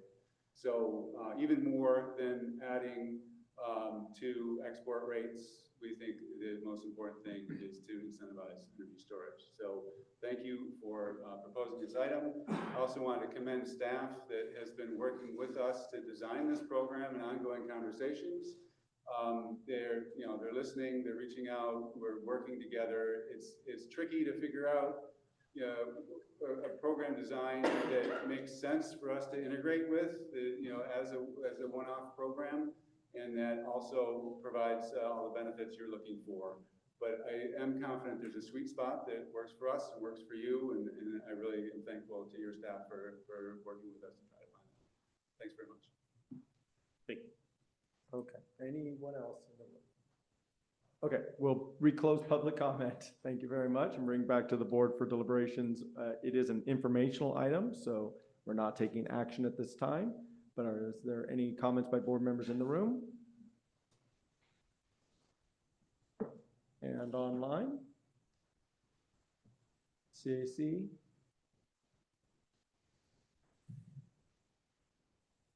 No comment at the moment. There was not addressed at the meeting. Okay, I'll just maybe broach one. I know there's an advocacy or interest in an allocation of 15 million to the resiliency hubs. I've heard that, and I want to acknowledge that. I also am aware that AVA's kind of looking at how to best deploy the dollars, and we're doing it based on a percentage. So from my perspective at this time, I would love to see, obviously, that ask be met, but I think that it is probably appropriate and prudent at this time to try to balance it out to see what hits as we embark on this program. So I do appreciate from the executive committee to now that you've elevated it. It looks like you've done a lot of homework on it from when we first heard about it at the executive committee, and I appreciate it. So yeah. Okay, with that, I will be closing out this item. That was item 18. We are now hearing out of order item 17, AVA Solar Billing Plan. This is an action item. Just watching the time, we probably have a few more items that are action items, so I'll just probably take a break after this item for our members. But if obviously we can all just try to be moving with haste as we try to complete the agenda. So welcome. Hi there, good evening.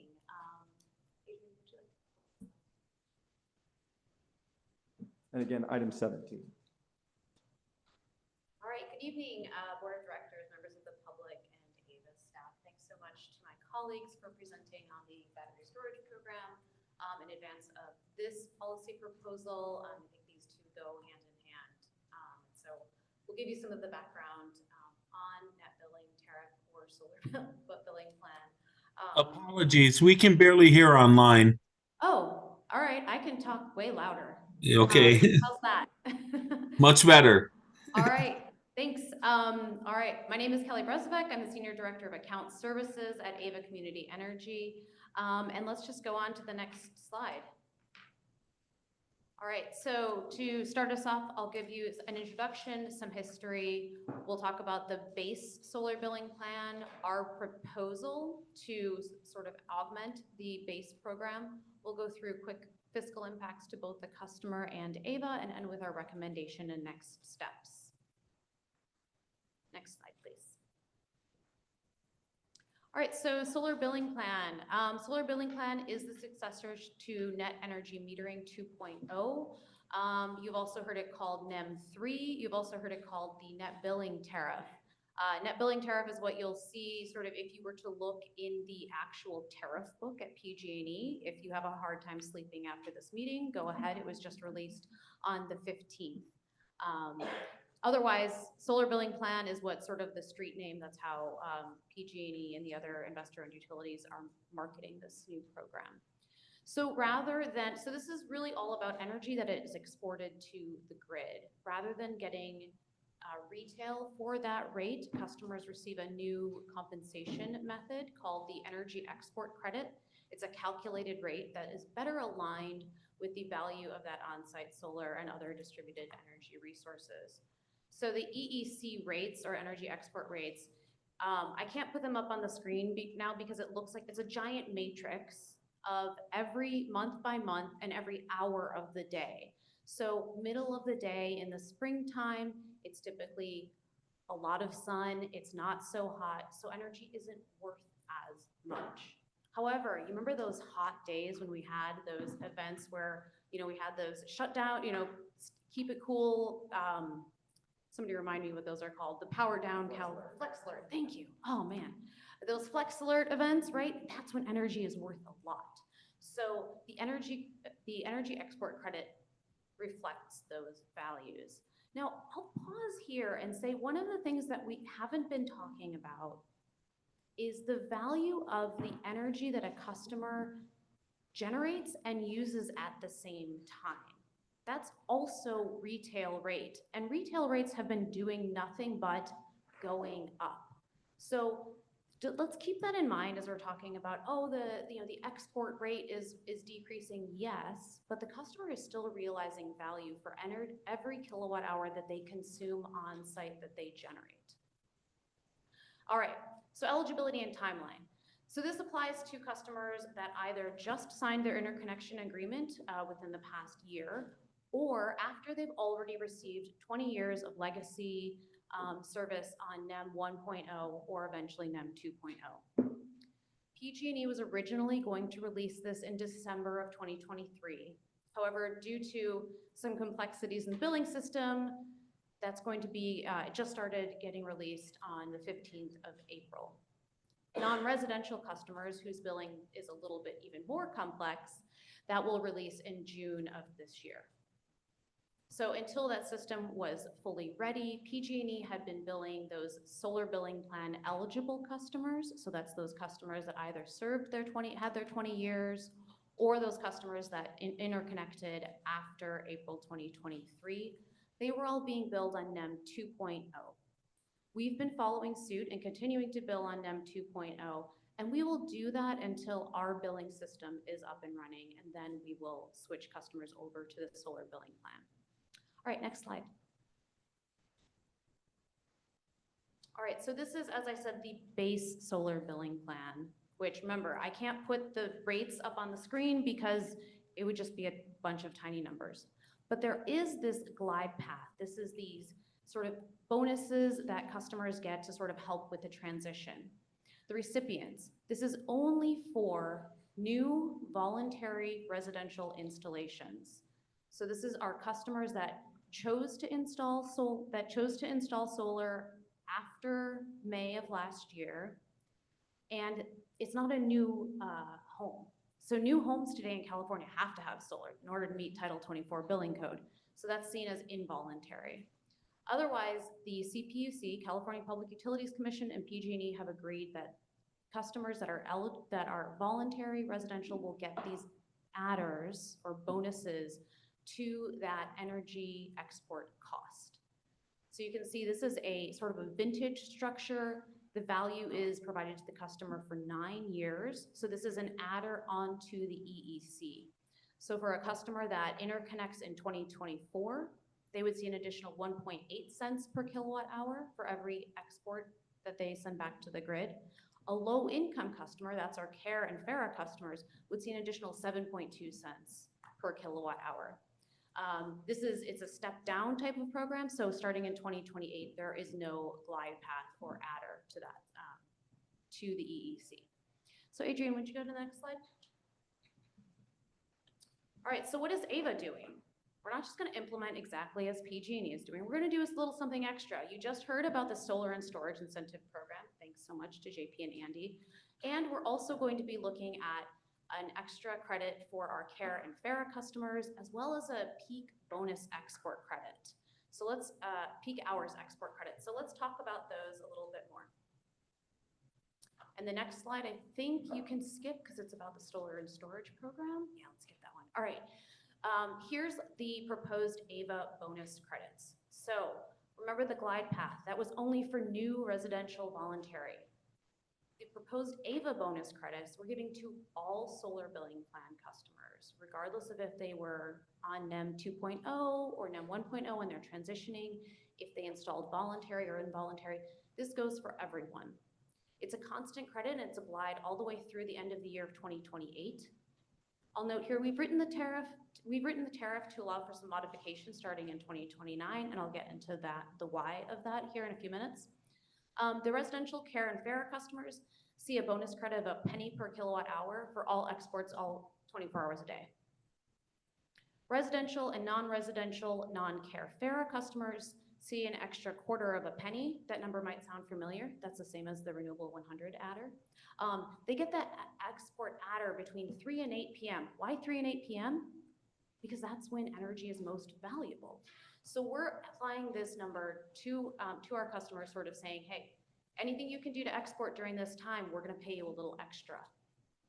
So this really just encourages those exports. I'll note that this is valuable to all AVA customers, right? Just as the battery storage program has the ability to benefit all of our customers by helping to reduce our peak load, something like this could eventually start to sway people to change their habits a little bit as well. Let's go on to the next slide. So as I said, we're proposing that we maintain these credits for 5 years, which we intend during that time to learn a little bit more about how our customers are behaving with this new change, right? What are our solar and installers doing? How are they changing the sizing of their systems, right? Our system sizes getting a little bit smaller so that customers are using all of their on-site generation. What is going on with paired storage? How can we continue to help our industry, help all of our AVA customers, as well as encourage on-site generation and storage? So we'll be continuing to monitor that over the next 5 years. Let's go to the next slide where we get into some eye charts with some financials. So just looking at this here, the takeaway here is that customers will see, our CARE FARA customers will see for exports only. Remember, they get retail for anything that they generate on-site and use on-site. But for anything that they export, our CARE FARA customers see an extra $40 a year compared to if we just did what PG&E did. We get to tell our customers, nope, you're going to get an extra $40 a year. For non-CARE FARA customers, they'll see an extra $20 a year. Again, this isn't so much money that it's going to make a difference, but it helps to differentiate us from PG&E, and it encourages customers that might be a little bit confused about, oh, you know, somebody told me that I should leave, I'm installing solar and I should leave the CCA. We've heard that before plenty of times. I don't like hearing that from folks, let's keep them in our service territory by making sure, hey, there's no way that you're going to be better off with PG&E. We're giving you these bonus credits. Let's go to the next slide. So the difference here to AVA, if we look at the base SBP, that's base solar billing plan, that's if AVA did nothing special, our total amount for exports would be about $61.5 million. The AVA plus the bonus credit, we're looking at about $70 million. So the delta, we're looking at $8.4 million to differentiate ourselves from PG&E and encourage our customers to export during peak hours. Let's go on to the next slide. So just a quick summary of our recommendations. As we all just learned all about the battery storage program. We're also recommending that in addition to implementing the solar billing plan, we add this constant 5-year-long AVA bonus credit available to all customers. It's a special credit for our Carafera customers versus our peak hours credit. And then we'll go to next steps. So following a successful approval, staff will implement the billing operations for solar billing plan effective this summer. We'll also develop collateral to share with customers. You just had a nice presentation, hopefully it was nice, about solar billing plan, and it's still confusing. So we're gonna be working on a lot of direct-to-customer pieces, explaining to them their transition plan. We'll also be updating our FAQ and our web pages, and also training our customer service representative team on how to answer questions about this transition and their new bills, which will continue to look confusing. So that's our next steps, and I'm able to answer questions. Okay, thank you very much. I think Kelly gets the staff award for inflections at the correct point when presenting. I will say it's, she hit all the right tones and pauses at all the right moments. Actually a skill I wish I had that. Make sure you tip your bartender. Okay, so with that, we will bring it back to the board for clarifying questions. Any clarifying questions for those in the room at this time? Yes, Member Cowell. Thank you for this. I don't know the answer to this, but I'm going to ask it anybody to make sure. So if we're doing a little bit of a transition for our NEM customers, so it's not quite as sudden for a period of time. I assume PG&E is doing no such transition, is that right? So actually, if we were to go back to the slides, I think it's slide 3. So PG&E, at the behest of the CPUC, is providing a glide path. So that is a little bit, but you know what? Actually, to your point, no. On top of what everybody's doing, because of the yes, PUC, on top of what everybody's doing, we're going above and beyond. More. Yes. Of course, PG&E would not. Oh, goodness. Never. Obviously. Okay. So, okay, that answers my question. We're good. Thank you. Okay, any additional clarifying questions of those in the room? I will mention this is an action item. Okay, any questions by members online at this time?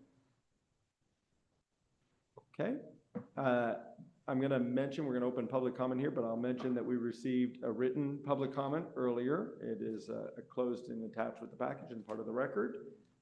It is from Local Clean Energy Alliance, and it asks for we postpone this decision. So I'll just mention that for the members. And with that, we will also, CAC had comments, but we'll get that after I close. So public comment, please. Yes, we have one hand raised, Emily Ross, 2 hands raised. Emily Ross, recognized for 2 minutes. Welcome. Thank you. Good evening, board, staff, and community. My name is Emily Ross, and I'm with the Reclaim Our Power Utility Justice Campaign. I'm joining the call urging AVA Community Energy Board to postpone this decision about staff's proposed solar billing plan. My concern is that this proposal will exacerbate clean energy access inequities for low-income communities of color in AVA territory. The $8.4 million could instead be used for solar and battery installation for low-income residents. Additionally, the incentives will not provide significant savings to ensure access for low-income residents. even in the period before you phase it out. The AVA adder for CARE and FARA customers would be less than $4 per month, which is not adequate to make rooftop solar or battery storage a real option for low-income folks.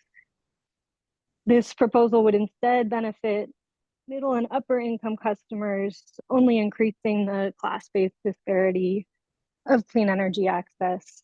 So I've heard you all talking a lot tonight about access, but just recognizing accessibility isn't just about availability. It's about, meaningful usability.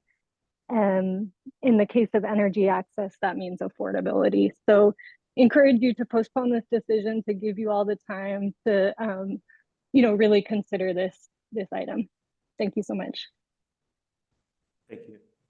Local Clean Energy Alliance, you recognize for 2 minutes. Hi, this is Jessica Tovar, Local Clean Energy Alliance. We think that the $8.4 million would be better invested if it were for direct installs. Again, low-income people don't have solar systems and need to get to a point where they can. And the only way to help would be to help with a direct install program. And when they get that, you can also be helping with getting the battery at that point.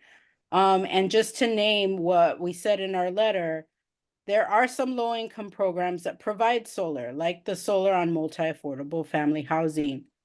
It'd be great to use some of these funds to actually pair solar with that program. But again, the majority of low-income people don't have the access. And so really redirecting that money would be really helpful to low-income people. If you put it in an adder, again, that money's going to sit and nobody's going to be able to access it because they don't have the system to access it. It would be helpful if the agency really take a deep look at this and take action for equity. We should be doing everything we can so that low-income people can have access to local clean energy, not just the incentives. The incentives come after you have the actual system. Clean power to the people. Thank you. Energy Democracy Project, you recognize for 2 minutes. Hello, Crystal Huang here with People Power Solar Cooperative. Also a member of East Bay Clean Power Alliance. We have more than 100 members in our cooperative that's all around Ava Community Energy Territory, including myself. And I have been to a community member meeting in East Oakland, where a community member heard about energy. We're talking about just general community planning. Heard about energy and decided to stand up and tell everyone that this Ava Energy is actually now showing up on our utility bill. And there are ways that we can call and unsubscribe to go back to PG&E because they have no idea what it is. And I'm bringing this story up because, as Jessica mentioned, people just don't have access to these opportunities. And if we really have the budget, I strongly encourage that we invest this money into direct installation of solar to help low-income people to have access to clean energy, and also combine this with SOMA program to allow that so then they can truly see what the true benefit it is on top of a very confusing bill. And with that, really just want to reiterate our support to all the comments written by East Bay Clean Power Alliance. Thank you. Thank you. There are no further hands raised at this time. Okay, we'll go ahead and close public comment and bring it back for board deliberations. The CAC I had noted comments on this item. Do you mind informing us at this time, please? Yes, thank you again. Good evening. In regards to the CAC in this item around the AVA solar billing plan, as it is understood, AVA Community Energy is proposing additional payment per kilowatt in answer to the significant reduction from what is NEM 1, NEM 2, now called NET, of course, that billing tariff or that solar billing plan refresher. Because of the value rate will save AVA Community Energy millions of dollars that would normally go to ratepayers. The CAC encourages reinvesting these profits back into the community. And here quoted in some of the comments from the vice chair, that Jessica Tovar wrote, a standard 400 watt per panel 12-pounder solar systems would mean an additional 500 homes could be outfitted with solar at no cost to customers. And another commenter was commented in the notes that mentioned that MBT monies could be directed towards the energy efficiency sector that would reap benefits for homeowners in the form of reduced energy use. The CAC requests that saving projections be known for the move for MBT1 and MBT2 to MBT. So just trying to understand what are the value savings for those opportunities. Another comment that I heard earlier, this is me, more my comment. I think, partnering with any housing providers towards tenants and in putting those installations could be a specific partnership. Yes, maybe renters don't install it themselves, but there are housing providers who AVA could partner with to redirect some of these monies in that space. But I think CC requests better understand those saving projections from this change. I think they're also aligned with the community investment initiative being spoken by public commenters. Thank you. Okay, thank you. With that, we'll bring it back for deliberation by the board. This is an action item. Obviously, a lot of comments. Maybe before I do board deliberation, I ask staff, is there any additional comments you'd like to add related to the public comment or response to public comment that might help us understand? Yeah, so, I think one core element of this proposal is the idea that PG&E is implementing solar billing, net billing tariff, solar billing tariff. The PG&E bill represents generally 60 to 65% of the customer bill. When a customer thinks about the rationale to install solar, they are thinking about how it compares to their entire bill. They're not saying, well, does this to my PG&E bill and this to my AVA bill. They look at the entire bill, $250 a month, paying the equivalent of $200 a month for my solar. Great, I'm saving $50, I'm going to do it. That is particularly important for our low-income customers who are, where savings may be that much more significant. And so the idea that we do not implement solar billing tariff, I think, injects significant complexity because now you're trying to sort of understand two very different schemes for how crediting of your solar or understanding the value of your solar. So the rationale here is to say we want to harmonize with PG&E, even though it's a policy we have not supported and we've actively worked against. And then we had the informational item where we say we have done thorough analysis, and the differential for us between net billing tariff and NEM2 is that $200 and some a year per customer. We are going to give that back to the customer in the form of a bill credit. The reason why we're though focused on a storage bill credit is twofold. One, the first is because storage creates more value for all non-participating customers. The second is because of the structure of the net billing tariff. To get solar to pencil, it needs to have storage. Just having solar on your roof outside of a new construction dynamic is not going to deliver a savings value proposition. You will have to pay more money given the current cost of installing solar. So we're just sort of reflecting on the fact this is where the market is going, and we want the market to go in this direction, and we are going to put our money where we think the interests of all of our customers are.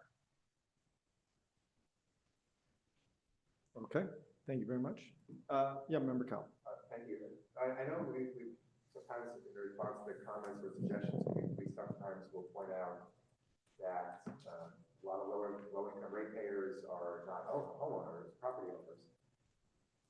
Often that's true, but there are a lot of exceptions. A lot of long-time homeowners who are now seniors, they bought their house so long ago, they are pretty low income, and lots of groups like Your Building Together and others help those groups. And so there are low-income seniors who own homes who are legitimately low income, who maybe we should try to reach out to a few of them, here and there and do something.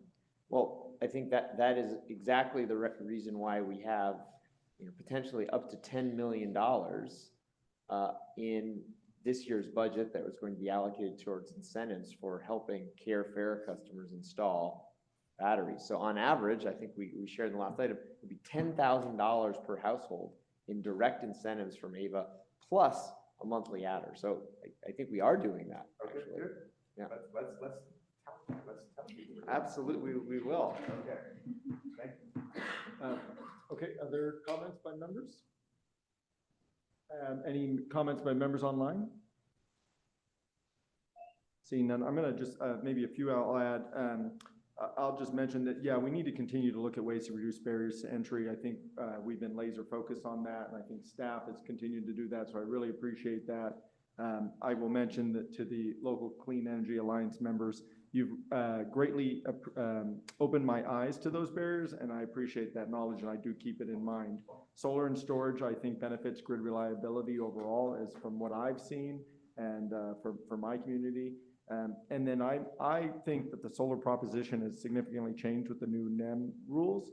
And what I'm worried about is people going and buying the natural gas burning generators that I see installed throughout my community instead of looking at a solar storage option with a battery. So I'm trying to continue to look at ways to get them to not be buying those exterior fossil fuel burning alternatives that are on the market that are relatively known and quantifiable. So it's a very complex space. So yeah, with that, looking for a motion or a continuance. If, yeah, Hayward, go ahead. I'll move the item. Thank you. Okay, I have a motion. Do I have a second? I'll second. Seconded by Piedmont. Oh, my eyes today. Okay, we have a motion and a second. Any clarifying questions or comments? Okay, please take a roll call vote. Thank you. Alameda County. Aye. Berkeley, Dublin, Aye.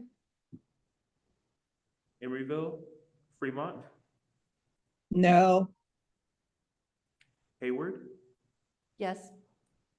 Lathrop, Livermore, Newark, Yes.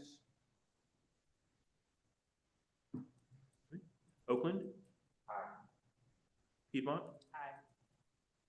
San Leandro, Stockton, Aye. aye. Thank you. Tracy, Yes. Union City, Albany, Aye. Pleasanton. Aye. Motion is approved. Okay, that concludes item 17 out of order. We've already completed 19. We have a few more action items, but we are at 8:30. I'm going to have us take a 5-minute recess bio break. Please try to keep quick, and I appreciate every member's action to try to get through the rest of the agenda in a timely fashion. Thank you. So 5-minute break.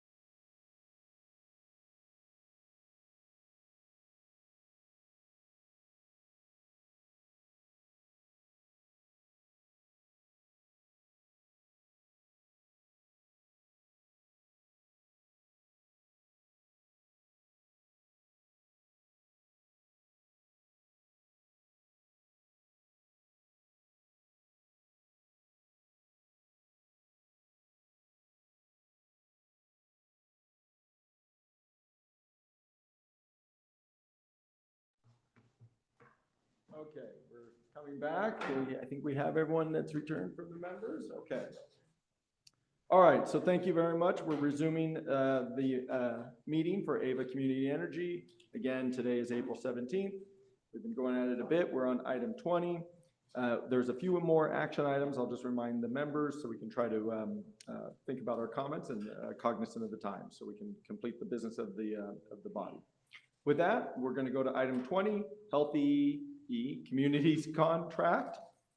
New contract over $100,000 for direct installation of inductive stoves for the first 200 homes in a pilot program.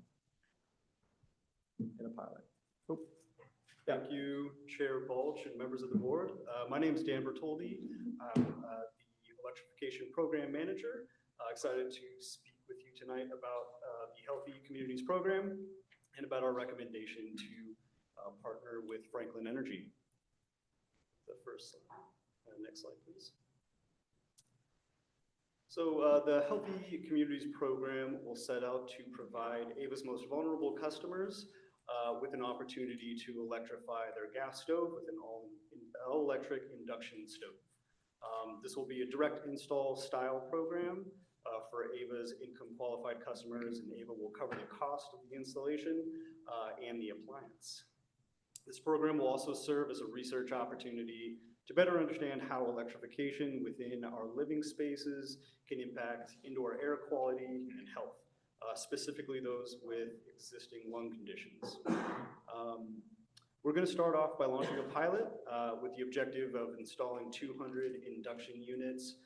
We'll be working with Berkeley Air Monitoring Group, a local air quality monitoring firm, to measure, analyze, and report indoor air quality pollutant concentrations before and after each project. One of the main objectives of the pilot is to take what we learn and apply it to a larger program rollout. We want to understand the barriers to implement this type of program. We also want to learn what works best for the boots on the ground, the electrical contractors. Following the pilot, we plan to scale this program to replace a total of 2,000 to 3,000 stoves.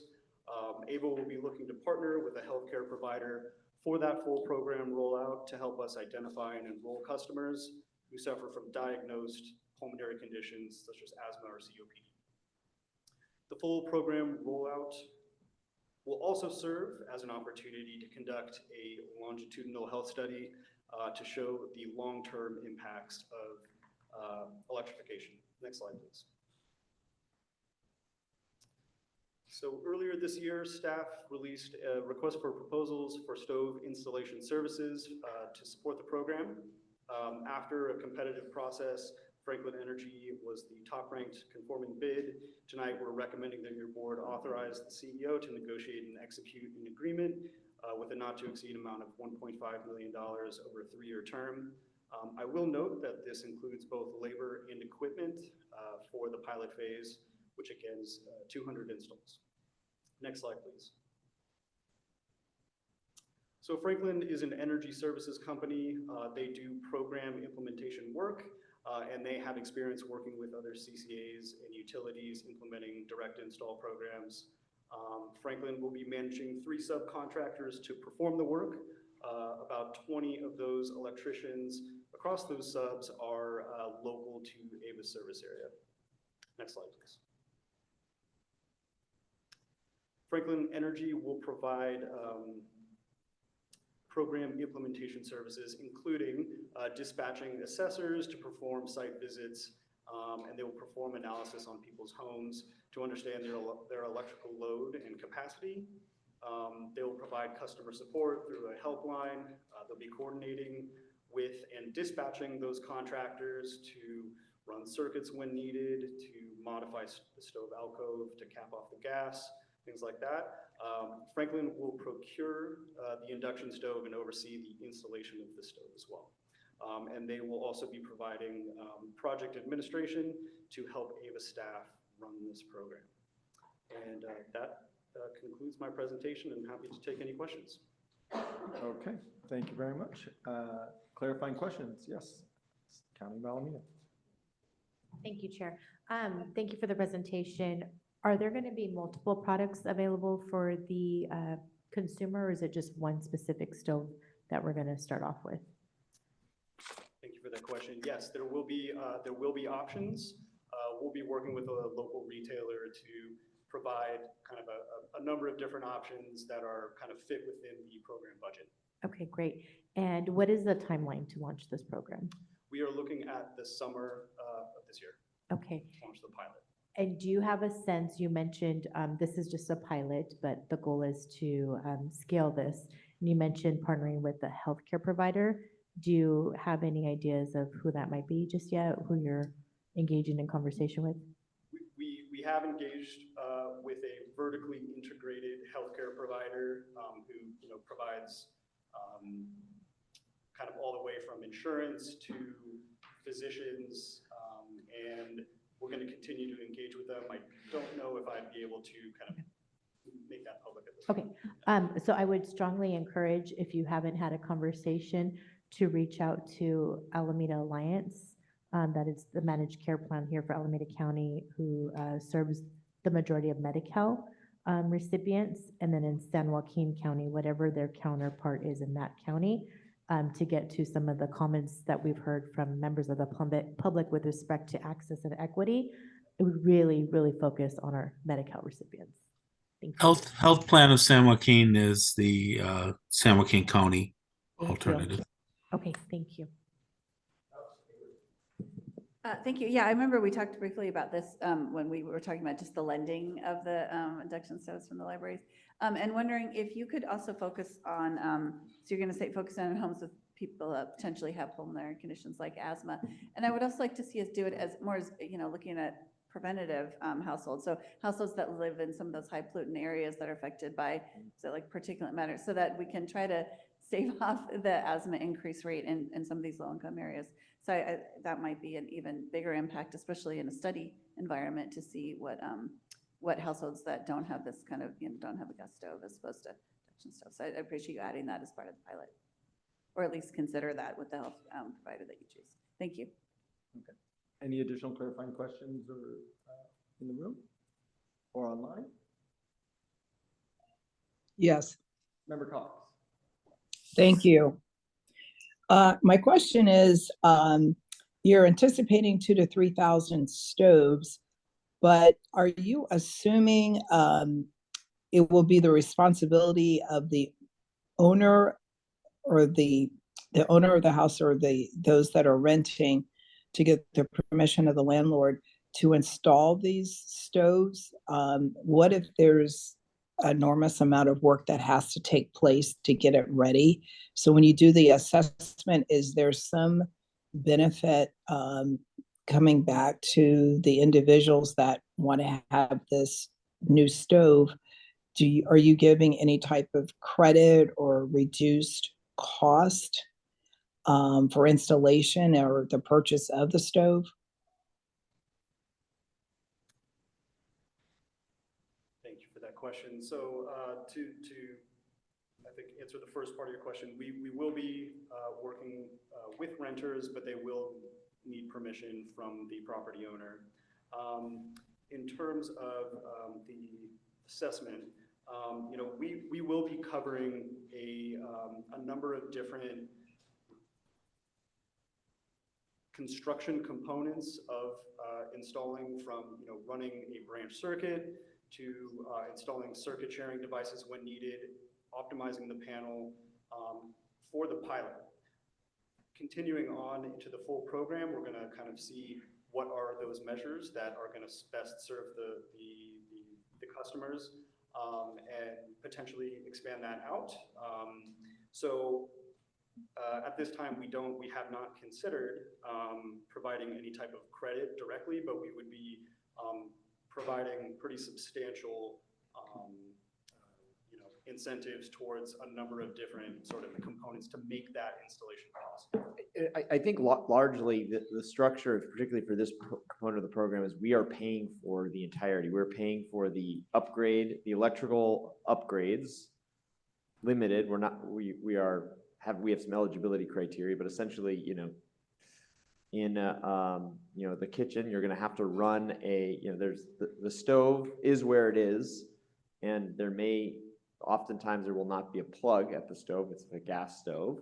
So the budget here is meant to cover, and the work Franklin will do is they will have an electrician come into the home, do an assessment, and then, install the plug. Either it'll be a 210 outlet, which is, the kind of outlet you have if you plug a dryer in. And then the stove will be, installed by the partner, the appliance store, and that will be fully paid for. So it is our intention for these first 200 or so homes that the consumer will incur very low, but really no cost. Okay, that's good to know. My follow-up question would be, with Franklin Energy, do you know, I see that there's going to be prevailing wages being paid, which is great. Do you know if there is some sort of understanding with the local IBEW? Is that part of, I don't know if you know this, but just asking if that is something that Franklin Energy has some sort of special arrangements with our local IBEW. We did have conversations with the Alameda, with folks from the building trades, and I think one of the things that we highlighted is these are very small jobs, particularly because we are actually you're not eligible for this program if you require a service panel upgrade. So this is really just, your service panel has enough space on it. You're just needing to run conduit, you're just running a new circuit. And, I think there was agreement with the building trades, like, yeah, that's not really a job where we would feel so strongly that it needs to be one of our electricians. And so the fact that prevailing wage is there, I think there was general sense that was sufficient. Obviously, there's always encouragement, but I think if this became a more meaningful set of projects with lots of service panel upgrades, that would be a different dynamic. But yeah, yes, we did have the conversation, and there was understanding that the scope of these projects this is small residential electrical work. Okay. Not done by 595. I see. Okay, I appreciate you differentiating this type of scope of work that is needed and the qualifications. The only other thing I would like to say, since they're installing it, is especially the local workforce to hire, local hire, in the different regions. So we all are in different cities, and trying to see how we can create job opportunities for those associated with this program would be much appreciated in the consideration of this project.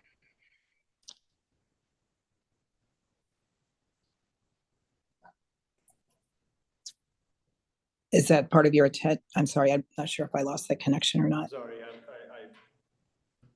I thought that was a comment, not a question. I apologize. Well, I just want to know that, is there a confirmation that if you're going to, I represent Fremont, that you would try your best to be able to locate those that work in this area that could be able to be helpful in installing some of these stoves in Fremont, Union City? You have your corridor of all of us representing different cities, and I know that kind of splits us among different areas, but just to have an understanding that there would be some local hiring happening in this process. So this program does not have a specific hiring or job training component. We do have, I think as noted, 8 of the 3 firms that are subcontracting. They have existing crews. 18 members of those crews live in our service area. I don't know that we know, their addresses. This is largely going to be drawing from existing workforce.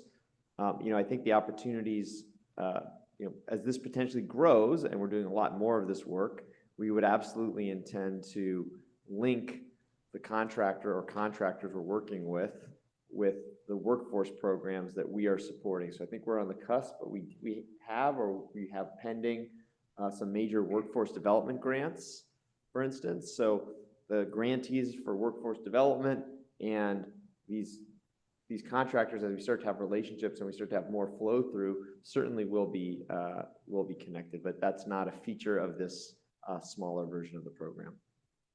Okay. Well, I would like to have that as something as you do the pilot, but then as we grow and have this a successful program, that I would love to be able to have that included as well.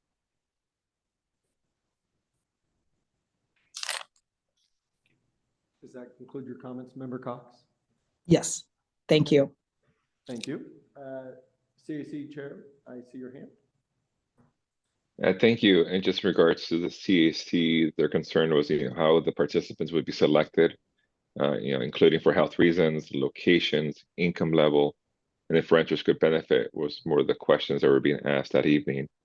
And I think also in the presentation talks about studying the concentration of indoor air pollutants and impacts of electrification.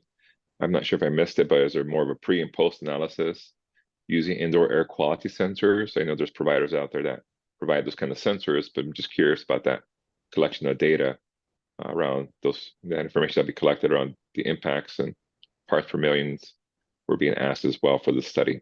So just being able to understand the pre and post, the study you may collect, and then how these participants may be selected, and those qualifications were the questions to clarify further here.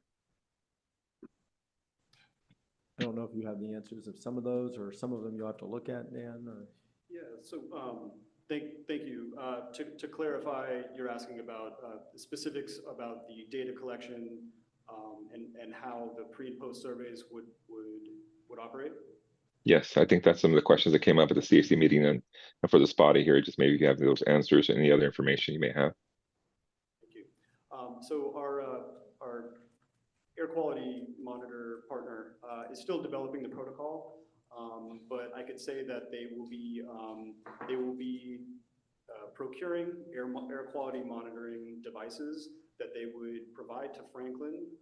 Franklin would go out and install the device no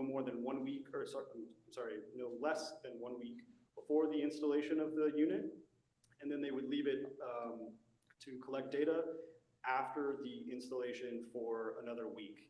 And so it provides a baseline of indoor air pollution, and then once the electrification project happens, it'll show those impacts. Franklin would then remove the device, they would package up the data, and they would send it to our air quality firm to be able to analyze. And may I ask how that was a 1 week sort of lead, post, and pre? Because you might have other variables that within that 1 week that might impact, really not show a big delta. It could be super hot, could be very foggy or smoggy in the environment that would really affect and skew that data. I mean, a longer period might be beneficial, but how did the contractor or your vendors select 1 week pre and post, financially speaking, or something else there? Thank you. I don't believe I have the answer to that at this time, but it's something I can follow up on. But Yeah, thank you. we're relying on Berkeley Air. This is their area of expertise around air quality monitoring. So that's something that we can certainly circle back on, but we're relying on some experts to help us tune that.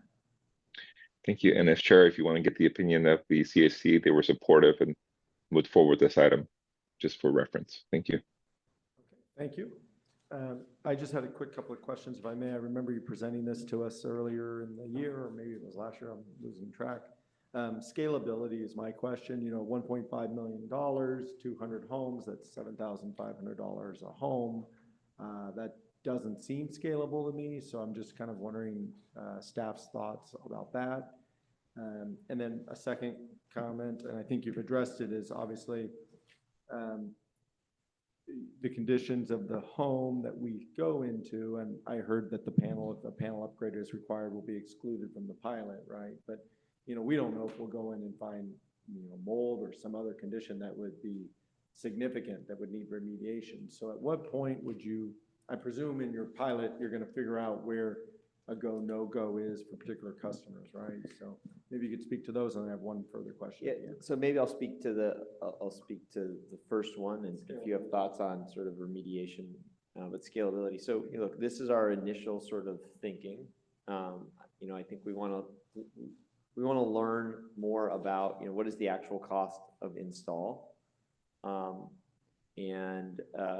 think we are open to the idea that, kind of our preconceived notions about, kind of this program may need to change, and we may need to explore iterations of this program. So for instance, we may say, instead of just focusing on fully paying for 1,000 or 2,000 systems, perhaps we want to say, let's really focus on taking this pilot and saying we want to go from 200 to 500 or 200 to 800 that are fully paid for, focused on public health, and then have a lower level incentive that is more of a mass market direct incentive without, kind of the level of touch point of doing the electrical work for all of our customers, with the kind of rationale being, we want everyone to go induction. It's a kind of the gateway to full home electrification. So those are the kinds of things that we're certainly exploring.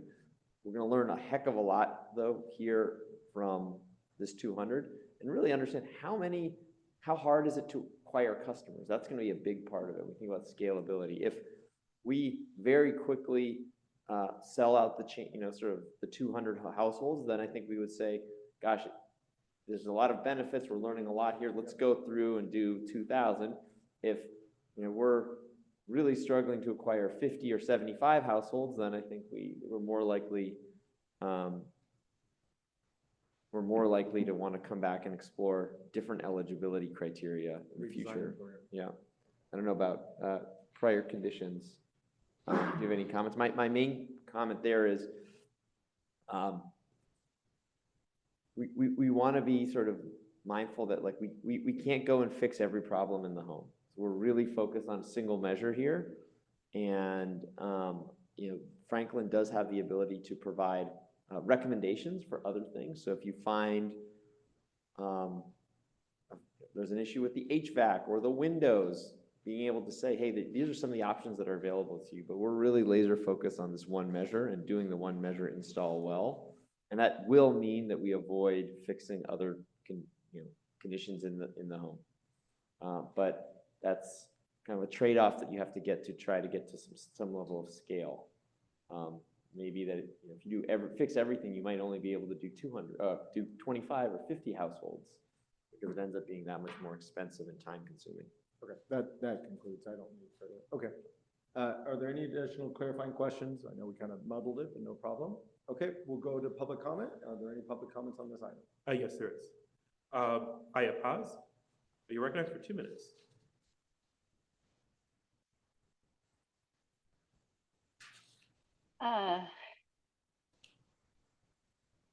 Welcome. Yes, thank you. My name is Ayla Peterscoth with Local Clean Energy Alliance. I know that the board can't legally speak to this directly right now, but we would like to recognize that Local Clean Energy is curious as to why an out-of-state company was procured for this particular project. We believe that part of transitioning into a clean energy economy is also investing in local businesses, in the local economy, in employing those who live in the areas that are being serviced. And so we would want to know, and we would want to see if any local companies had applied for this particular contract, why Franklin was the one selected, what were the metrics being used.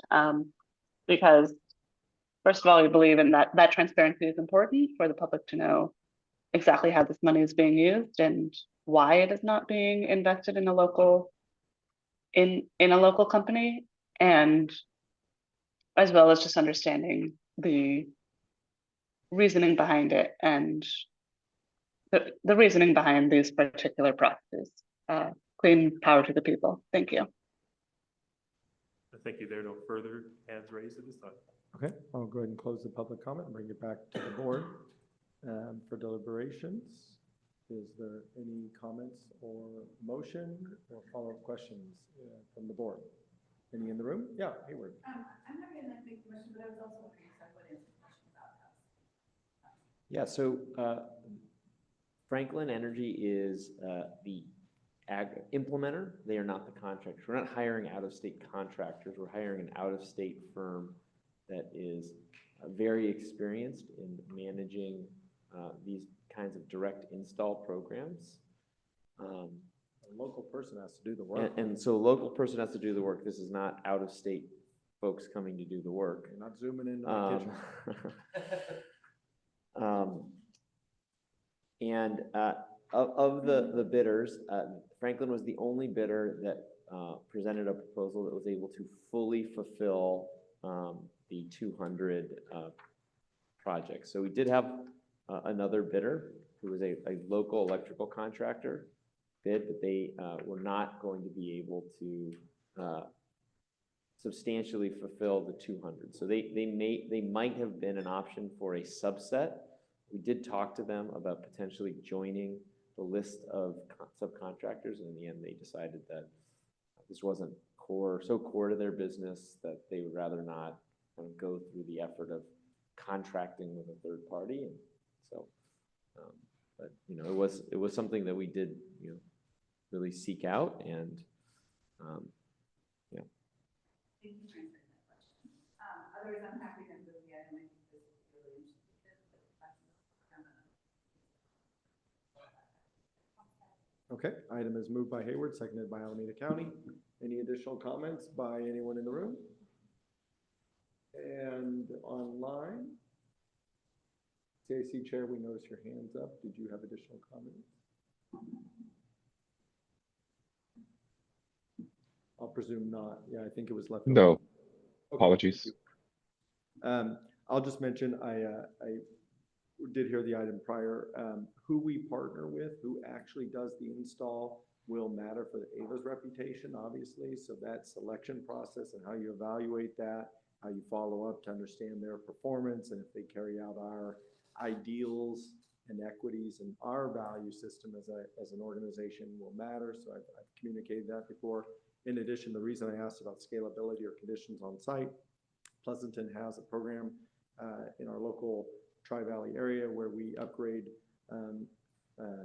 low-income individuals to have ADA accessibility and other things, and we have found significant barriers to do that, including hesitation with trust, to allow a stranger into your home, inspections, permits. It's a pretty invasive process, and it took an exceptionally longer amount of time, so we were not able to achieve the numbers that we intended. So the pilot, I personally support the idea and the concept, but I think we really need to have robust documentation about how we might move to a 2.0 program eventually here. So, okay, with that, there was no additional comments I saw. I remember.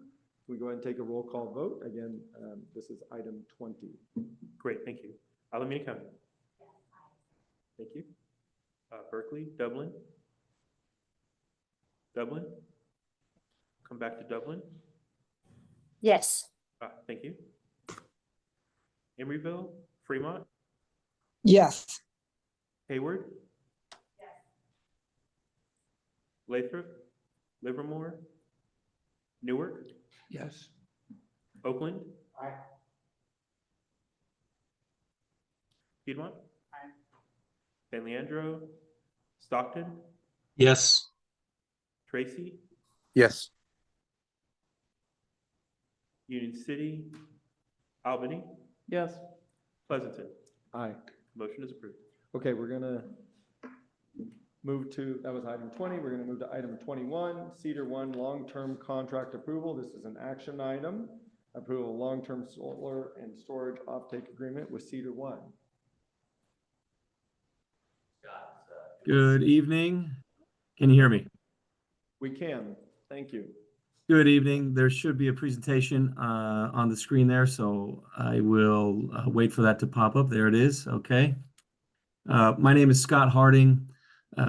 Good evening to the chairman and to all the board members. I am the director of origination with the Power Resources team, and I'm happy to briefly discuss the Cedar One project for your approval. Next slide, please. We'll just discuss the solicitation, the status of solicitation, Scott, and negotiation.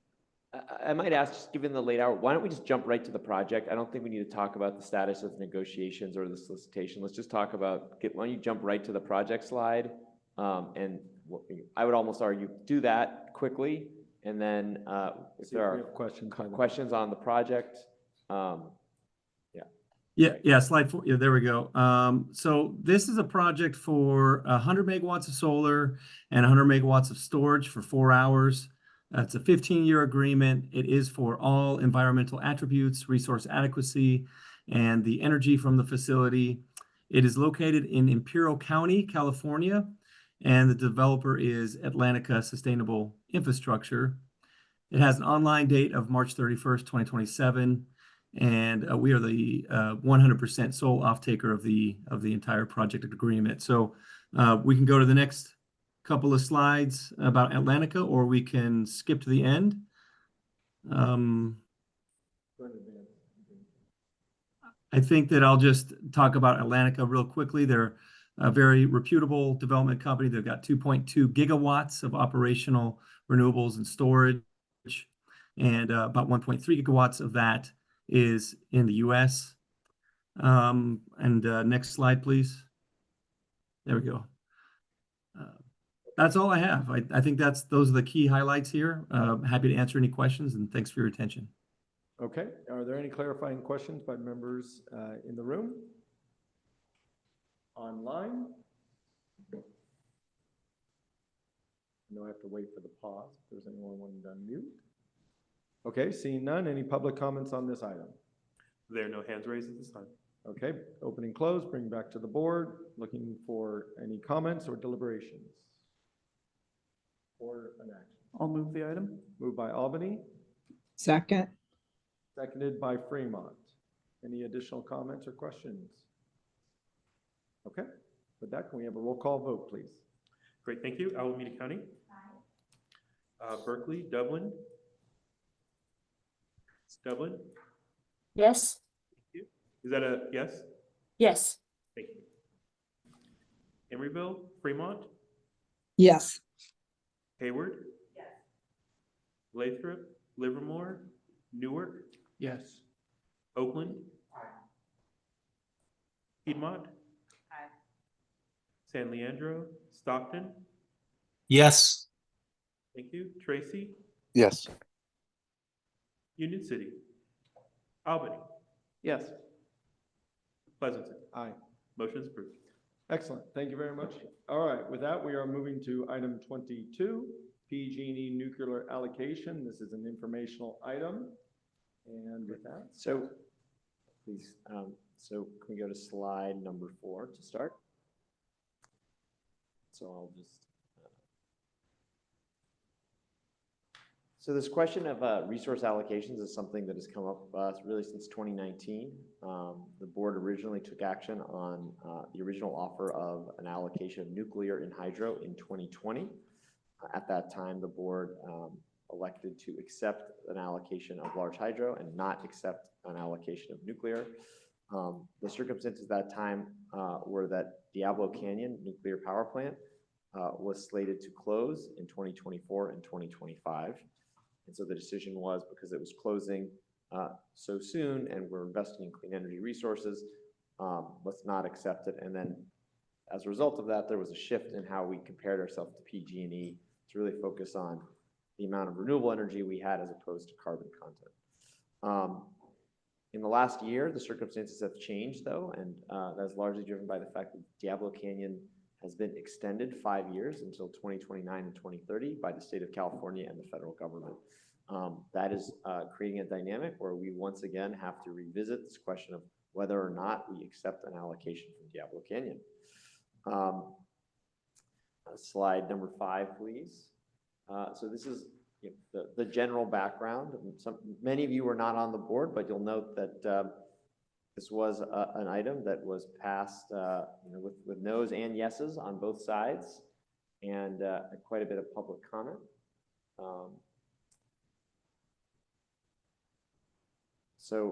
Next slide, please. This is the regulatory background, describing the fact that yes, indeed, this plant was extended. and largely due to the view that we have insufficient capacity on the grid to allow for such a large generator to close down. I think one thing to note, this was the case before, this is still the case, the operations of Diablo Canyon are unchanged by whether or not we accept the nuclear allocation. It is really a matter of, if we do not accept it, PG&E retains it, and PG&E's power content is relatively cleaner than it would be if we did not accept it. It's really a matter of accounting as opposed to fundamental operations. It does not change the operations of Diablo Canyon one way or the other. So part of the reason we're bringing this forward for discussion, next slide please, is because we have a decision in front of us. Part of it is because we have over the last year talked about wanting to accelerate our clean energy targets and wanting to think about what are the resources available to us. Nuclear is a zero carbon resource, and this allocation would come at no cost. Some of the dynamics we've observed that are creating some challenge to our current trajectory, particularly from a cost perspective, are that historically, renewable energy credits, PCC1s, California renewable energy, has cost between $10 and $15 a megawatt hour. That same resource in the last year has risen to $70 to $80 a megawatt hour. Similarly, for large hydro, $3 to $6, now $20 to $30. So what that is a signal of is, one, things are more expensive, but in some sense, we believe that is also a reflection of the fact that there just isn't enough supply out there. And prices have gone so high because there's a price point at which people stop demanding it. And that is a function of CCAs, corporates, utilities, implementing very accelerated green energy goals while we are not building new resources as quickly. You think about how many cities we've had default to Renewable 100 in the last 2 years. We've signed many contracts, but those contracts take 2, 3, 4, 5 years to come online, and there is a bit of a mismatch. So when we think about the sharp price increase and sources of carbon-free energy, nuclear is a source of carbon-free energy that, if we were to accept, would allow us to accelerate our carbon reductions at a lesser financial impact. Next slide. These are sort of the information we have so far on the potential offer. So the offer would be through 2030. That's when the project would close. We're seeking feedback on key considerations for whether or not to accept this. And we are seeking to bring this back as an action item in concert with our budget, because when we think about our budget, we also set our carbon-free content, and knowing whether or not we will have nuclear could potentially include nuclear in Bright Choice starting in 2025 is operative for how we, what we buy and how much it costs. Next slide, please. So baseline facts. So this is our 2030 goals. I think one thing to note is, because this plant closes in 2030, accepting the nuclear allocation or accepting nuclear into Bright Choice does not change the trajectory, our 2030 100% clean energy goals. So the goals remain the same, and we would not view it as changing the amount of renewable energy we need to buy to position ourselves to get to where we are today in 2030. Next slide, please, Adrian.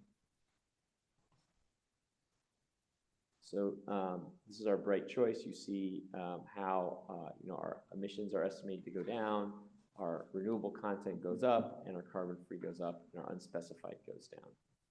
Next slide, please.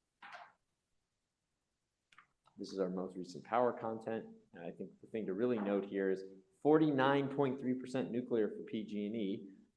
One of the reasons why that's so high is many CCAs did not accept the allocation, which just meant that PG&E had a much larger portion than their load share, and that resulted in very low emissions for PG&E. Next slide, please. So when we think about shortage too, we have right now we have 2 eligible sources of carbon-free renewables.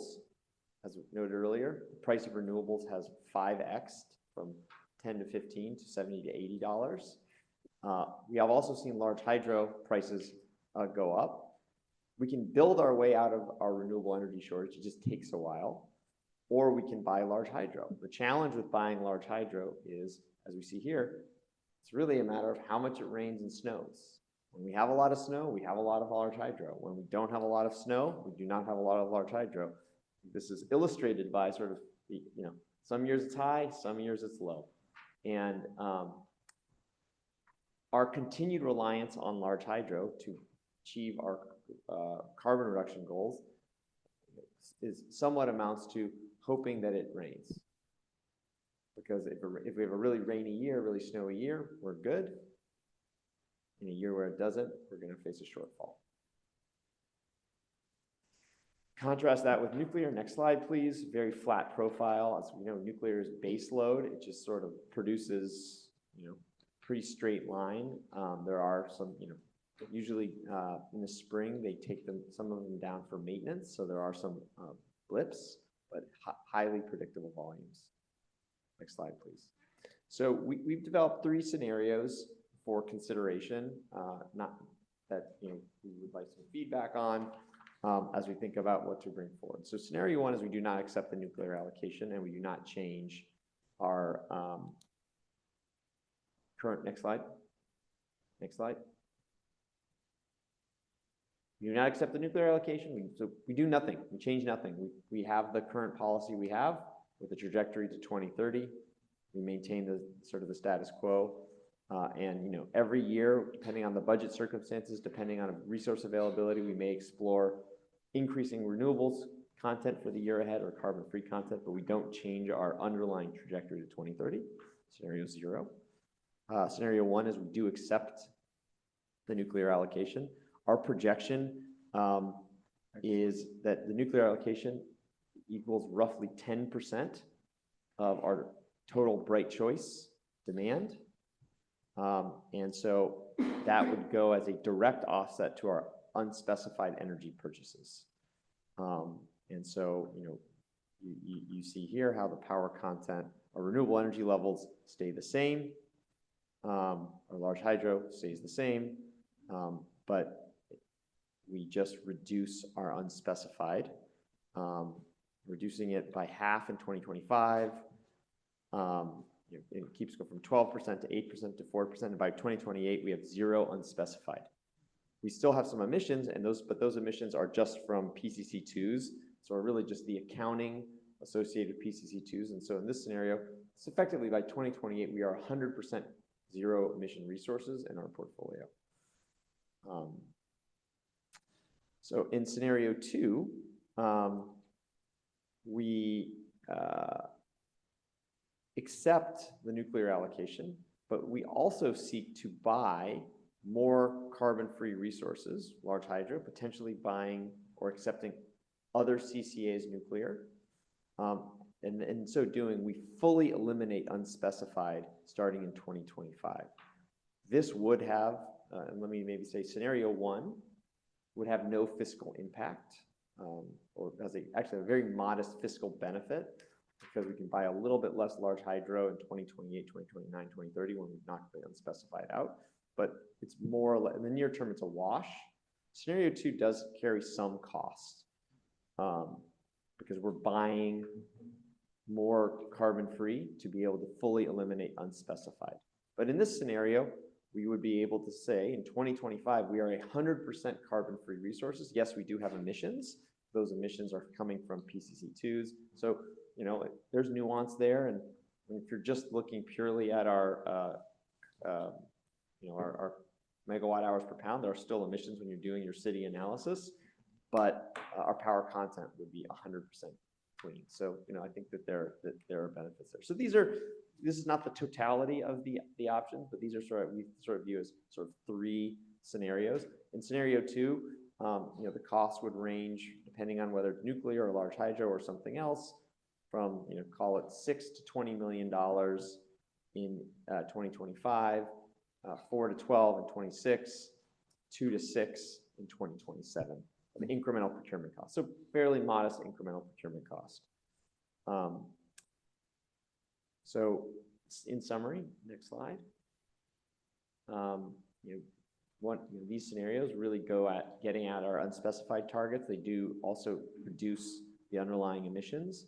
I think what we would be seeking to do is to bring an action item from the board to change our policy and allow us to accept the allocation of nuclear in tandem with our budget. And if that acceptance was given, we would then further modify the proposed carbon-free levels for Bright Choice in this next fiscal year, and then also modify our policy going forward to 2030 to reflect the fact that we're now accepting nuclear, and so that will reduce on a megawatt hour for megawatt hour basis the amount of unspecified that we have.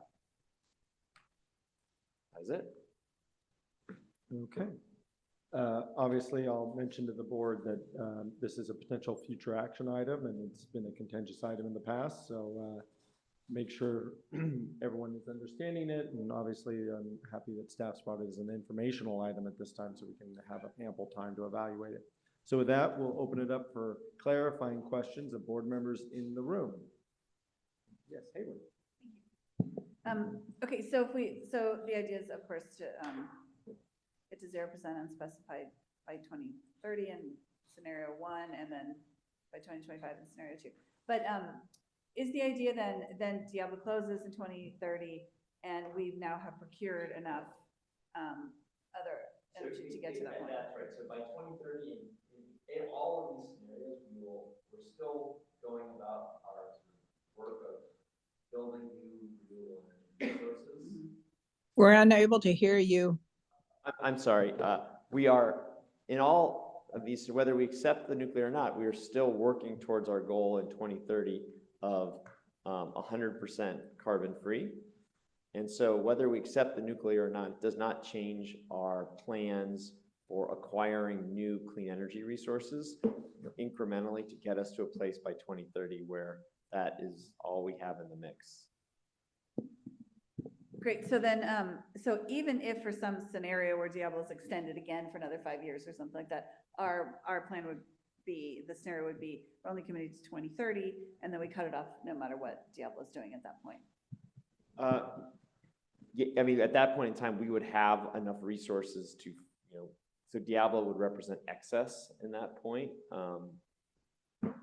So yeah, I mean, we wouldn't need it presumably because we have acquired all these other resources, because that's our trajectory. Thank you. Okay, clarifying questions? I know you want direction, and there's a long history with this, and I appreciate the presentation, but want to hear from my colleagues, but would staff entertain bringing back scenario, I believe it was 1 and 2. 0, the first option was do nothing, right? Was that labeled as 1 or just do nothing? 0 Okay, is 0. do nothing, Okay. and 1 and 2, yep. Okay, so my question is, because obviously we're not even at public comment yet, so I definitely want to hear from the public, but my question is, do you need consensus on 1 or 2, or could the action item be tailored next month to have us vote on scenario? I would say we do not need consensus. I think Okay. what we want really more direction is, do we bring an action item next month or not? Okay. And the action item, I think, can be, yes, bring back both 1 and 2. all 3, bring Or back 1 and 2. We'd like another, there's some other scenario that sounds like a good idea, but I think we would probably say, if there's general view that, hey, we want to bring this back, bring back scenarios 1 or 2 for evaluation in the context of the budget. Because then what we would do then is, as we, there would be a flow through in the May, and then budget. for June, because we had to adopt budget in June. Right, so it Okay. would be in our info item on the budget, we would say, if you adopt scenario 1, this is what it looks like. If you adopt Okay. scenario 2, this is what it looks like. Okay, so my preference would be to have that analysis. And then I don't know, because I don't sit on the Budget and Finance Committee, but is there opportunity to vet that analysis at Budget and Finance Procurement before? I bringing it believe back we would to- be bringing it to the executive The committee meetings. I executive, don't okay. know that we had just the scheduling of the finance and admin. I think it was after it was after. We do have it coming to. We're gonna have it go to all 3 exec path and but I don't know that it's. No, at least one. Yes. So yes. so one would be my preference. And if staff feels that we have enough time to bring that analysis to executive committee to further flesh it out before bringing it back to the full board, that would be my preference. Thank you. Additional clarifying questions for, Member Powell. Thank you. Nick, you mentioned that, sorry, yeah, testing, whatever. You mentioned that, understandably so, that PG&E, a lot of CCAs turned down the nuclear allocation opportunity, and so so PG&E had a bunch of nuclear in their portfolio, and it made them look cleaner, really clean, right? Or in terms of greenhouse gases. So if they had less nuclear, because others, CCAs took some part of that, then PG&E would have to get some of their electricity from other sources, right? So the dynamic with PG&E is they have so much extra, they wouldn't actually be buying it from another source. It would just, the accounting, they have too much. And so the nuclear ends up getting counted before the gas, and so it just would mean they will be, the accounting will show them to have higher emissions that are reflective of the fact that they do have higher emissions. They just don't, the accounting doesn't show it today. They have more resources than their load, and so they actually elect to not disclose certain portions of natural gas on their power content label and elect to put nuclear on their power content. You don't disclose. Because they only have their loads portion. Their load is 100, their supply is 150. They only have to disclose up to the load. And so the nuclear gets counted before the gas. Understood. But what happens with the rest of the electricity? You can't just put it in your back pocket. It does not show up on a power content for anyone. Label. Okay, but do they sell it off, or what do they? It gets sold off and it's sort of in the unspecified mix, but it doesn't, it's a weakness of the power content label accounting system. Okay, well, that could be, okay. Okay, all right, thank you. Okay, yeah, Piedmont. So we were talking about the unspecified mix that we have on our content label. Do we know what's in that, or could that also be potentially natural gas or nuclear or? It's a whole, but it carries the emissionality of natural gas. Okay. So it's equivalent to largely equivalent to natural gas from an emissions perspective. I see. But it's not. So it's not specified from a specific power plant. It's just from the grid. So if the toggle maybe that we're talking about, it sounds to me that if we're increasing carbon free by accepting the nuclear allocation, we're reducing our carbon. That's right. Okay. By 10%, by not 10%, by 10% of our power mix, the 10% of our power mix, which is, a significant portion of our emissions, would be replaced with something that has no emissions. Thank you. Okay, still staying on clarifying questions. Any other members in the room? Okay, sorry. Member Cox?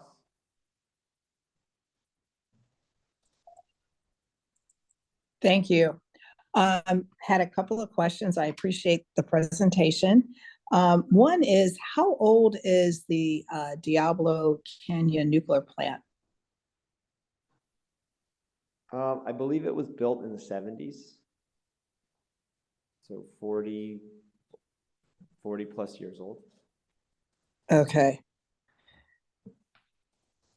And with that in mind, that we're dealing with an older nuclear power plant, my concern would be, are we going to be responsible for the maintenance of some of these things if we go buying into the nuclear power?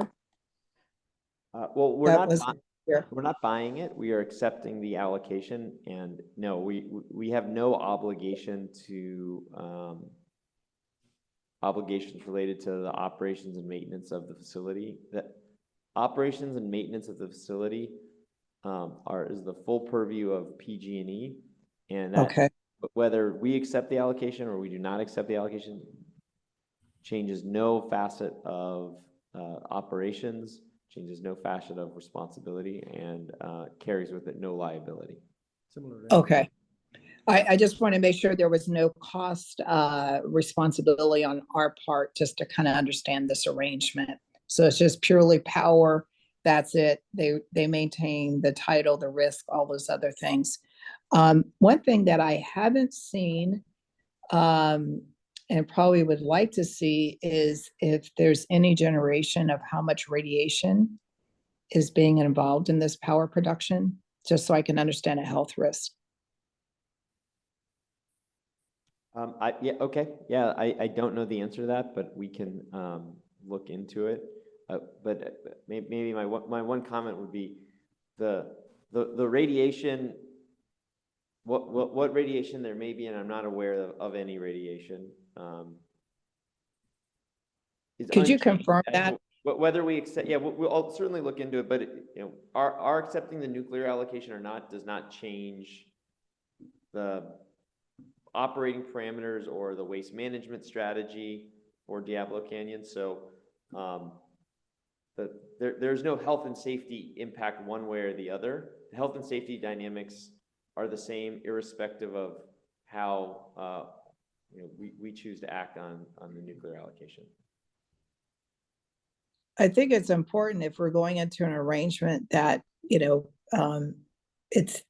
I would like to be able to understand if there's any, you said there's no health risk, but could you bring some data to show that? Yeah, I mean, certainly, I wouldn't say that there's no health risk. It's just that I'm not aware of any radiation. I'm sure that there are researchers who are looking at this on both sides who will have strong views, and I don't want to claim to know the answer one way or the other, but we certainly can look into safety. There is robust literature on the safety of Diablo Canyon. I know that one of the aspects of the federal government's decision to extend Diablo Canyon was a thorough safety assessment. So perhaps that might be what we try to bring forward, is the federal government's most recent safety assessment that they use part of their justification for extending the plan. And that's probably from the Nuclear Regulatory Commission, the NRC, probably, that it probably published that. I think so. I'm not sure, but yeah. We'll pull it. I just want to make sure I understand that the aspect of this, that there's just no harm to the people, to the environment, things like that. Just so I know the full picture, and if we can get as much as we can, that would be greatly appreciated. Does that conclude your comments, Member Cox? Yes, it does. Thank you. Any additional comments? Chair? Diablo Canyon started operating in 1985. 1985, yeah. I was going to mention that I was built in 76, so. Okay, so with that, we'll open it up to public comment at this time. I know the CAC has a comment, but I'll take it at the end once we close. So is there any members of the public that wish to speak on this item? Yes, we have 3 hands raised. Cynthia Landry, recognized for 2 minutes. Thank you. Back in 2019, there was 50 speakers, 50 public speakers that spoke against the with previous board members. There may be 1 or 2 board members that are still here. The public has very strong opposition to nuclear energy. What does one do with the nuclear waste? And there is nuclear waste. Yes, it is not fossil energy, but there is waste that is produced.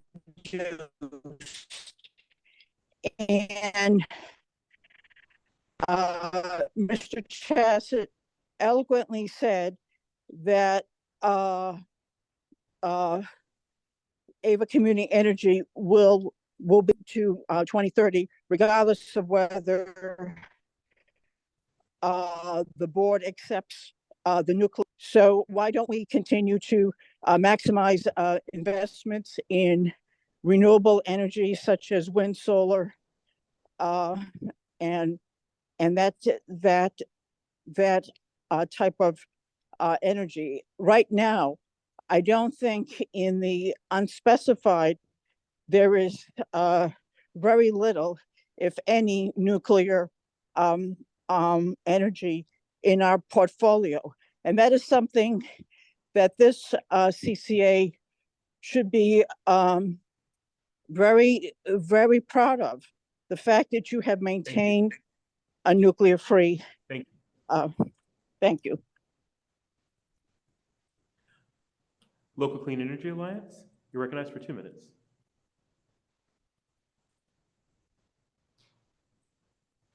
Hi, this is Jessica Tovar, Local Clean Energy Alliance. A lot of history here with this issue dating back to 2019, 2020. And there's a lot of reasons not to take nuclear, but I do want to address some of that history. First of all, there was an outpouring of the public who absolutely did not want to partake and have their public agency accept Diablo Canyon Nuclear from PG&E. In addition to that, there were several attempts by this agency 3 times in 1 year during the pandemic. And again, several times and several cities said no. One thing I want to uplift is that what PG&E does is they need to offload their nuclear energy because they need to ramp up their renewables and meet the state mandates on actual renewables. So what better to do is to dump their excess nuclear energy on their competition, which is community choice.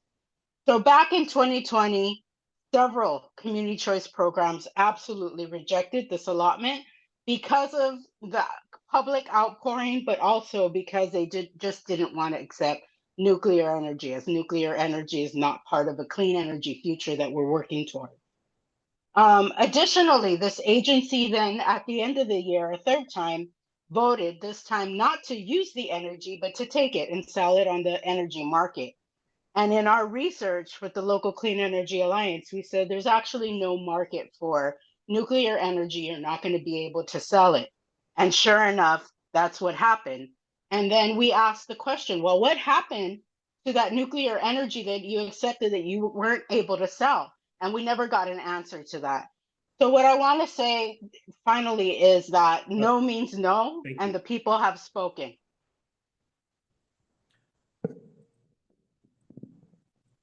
Great, thank you.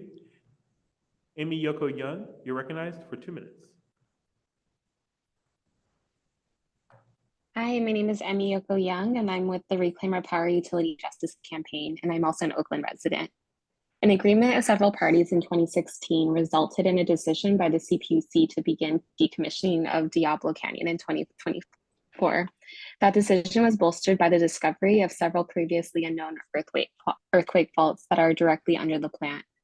That potential catastrophe has now been extended because of misleading concerns about California's energy resources and a governor aligned with PG&E. This is a false solution, and we urge the board to reject any offered allocations of nuclear energy and to keep its commitment as a clean energy public agency. Keep PG&E's nuclear energy out of Ava Community Energy. Thank you. Thank you. Energy Democracy Project, you are recognized for 2 minutes. Hi there, it's me, Crystal Huang, again with People Power Solar Cooperative. We, as a cooperative with more than 100 members in all throughout Ava Community Energy Territory, including Stockton, urge the board to reject any motion to accept nuclear energy into Ava's resource mix. As Jessica mentioned, this happened multiple times. It has a long history. And as we speak today, almost Earth Day, just about 4 years ago, exactly on Earth Day, it was overwhelmingly rejected by the community with 80 public comments, urging the board to reject nuclear energy.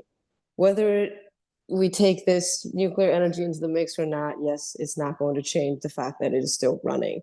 However, our community does not want this dangerous energy in our resource mix. And we are very tired of constantly coming back, having to comment on this. And we really feel like our resources can go somewhere else. It is almost 10 o'clock, and I really hope that we don't have to keep spending time talking about this. Thank you. Thank you. There are no further hands raised at this time. Okay, we'll close the public comment and bring it back to the board. I also noted the CAC had a comment on this, or maybe would like to add into that, please. Yes, I know we didn't add it to the agenda, and we wanted to respect the board to have the informational item first. It will come before the CAC. That's sort of the direction of this body. But in regards to that, the CAC does recommend further discussion to delay any sort of approval for the procurement of nuclear power. Thank you. Okay, thank you very much. I'll bring it back for board deliberations. I think staff's looking for some initial idea or direction. Is that correct? Yes, I think we would like direction as to whether or not to bring forward this item at our May board meeting, and if there are any of these scenarios that we should highlight. Okay, so more like a straw poll because it's not an action item at this time. Okay, so with that, any comments by board members in the room at this time? Yes, Alvin. Thank you. I have many, many thoughts on this, but given the lateness of the hour, I will not say them all and save them for a later discussion.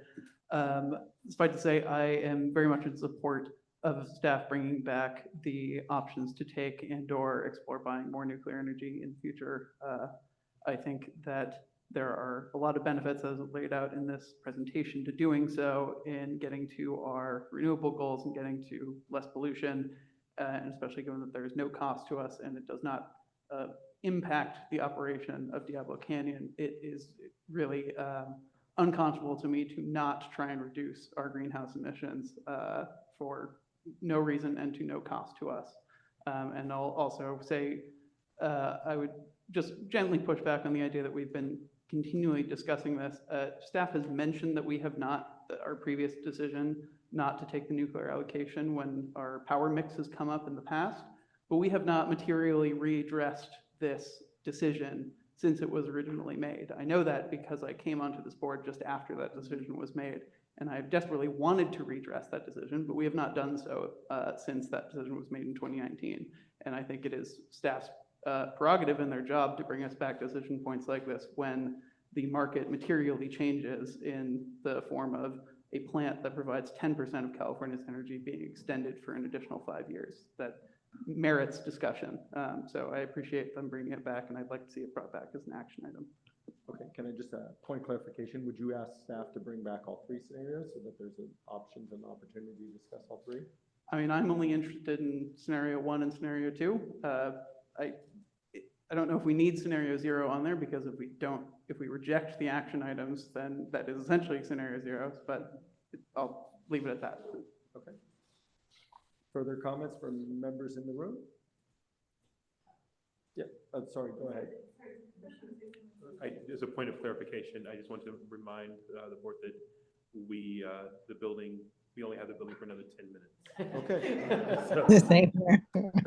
I'm trying, you guys Right. packed this agenda. Okay, so Piedmont. I was going to say, I agree with member Tiedemann that nuclear is a carbon-free tool in our toolkit, and not to discuss it and not to revisit it, I think is inappropriate. That's too many negatives. I think it is appropriate to revisit this issue. I was not involved in that decision. I do see that Piedmont supported the acceptance of the nuclear allocation. I think our position is probably unchanged at this point in time. So I could say more too, but I'm not going to, given the laid out. I know there'll be member comments online, but we're trying to get through the room. So Hayward, I think you're next, and then followed by Oakland.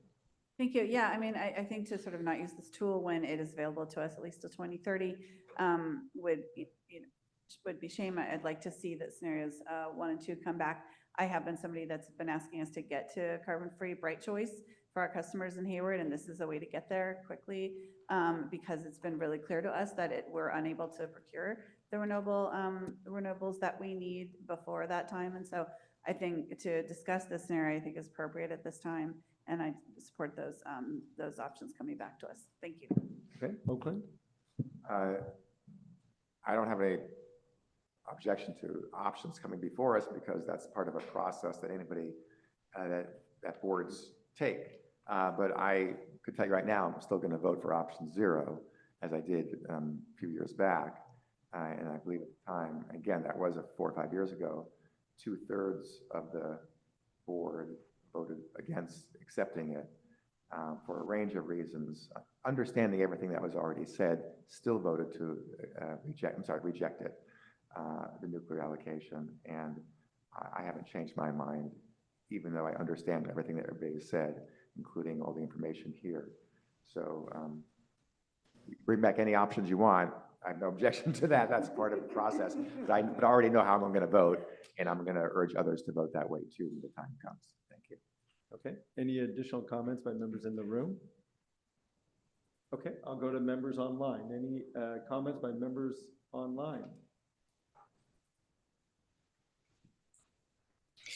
Yes, I just wanted to find out, is there any, I see here in the chart for scenario 1, is that like a net of the savings if we acquire and go into the nuclear?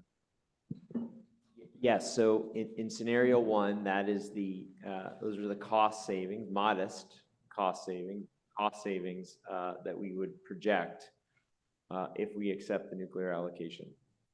And Okay. nothing And else. after 2030, we would just consider it surplus if we enter into agreement with the nuclear? Well, in So there's no 2030, termination? the plant would be closing, so we would no longer be receiving nuclear. But we would not have to pay any other disengagement or termination cost at that point, right? That's what I just wanted to clarify on that. Yep. Okay, thank you. Any additional comments by members online? All right, okay. Mr. Chair, when we do bring back information, could you through the chair to Nick or staff to include an updated summary of what other CCAs in Northern California are doing? Yeah, absolutely. Okay, thank you. I appreciate that.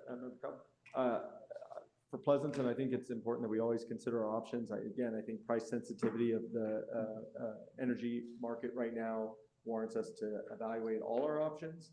I don't know how I will vote because I wasn't here, and definitely need to be informed about all the full scope of the project. So with that, is there any additional comments on this particular item before we close this item? Okay, hearing none, we'll be closing item 22, moving to item 23. We're almost there. Update of CEO search process. Thank you, everyone. This is an action item. Member Tiedemann. Thank you. If we could get the singular slide we have up, and I will try and be very brief as the board has already heard this in closed session. Otherwise, everyone's leaving anyway in 7 minutes. This is an update from the ad hoc that is working to find us a new CEO. And we wanted to give a public as well as a board update on our actions. So to be very brief, John Tedesco and Associates has been hired as our executive search firm to work with us and have met with the ad hoc committee several times over the past month or two. We have a timeline that is based on what we've all seen before in Nick's presentations about the respective timeline with the idea that we will be interviewing candidates, or that we will have applications by the start of May and start interviewing candidates by the start of June, and have a CEO start date in July, on July 15th. That is the goal, and we are all pretty confident that we can meet that right now.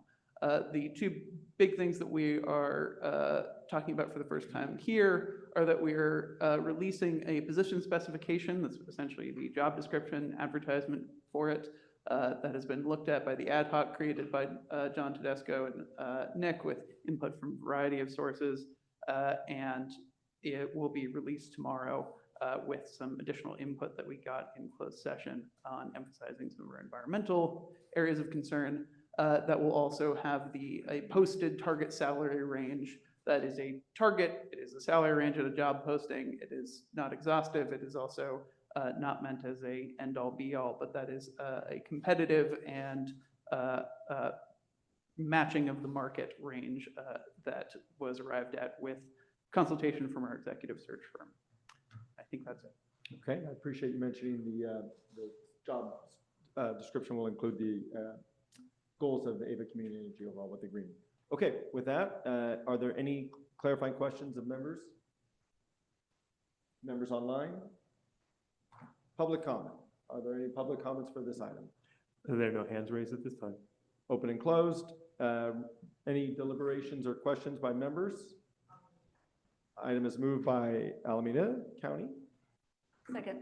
seconded by Hayward. We don't have to vote. It's an action item. That's wrong. Oh.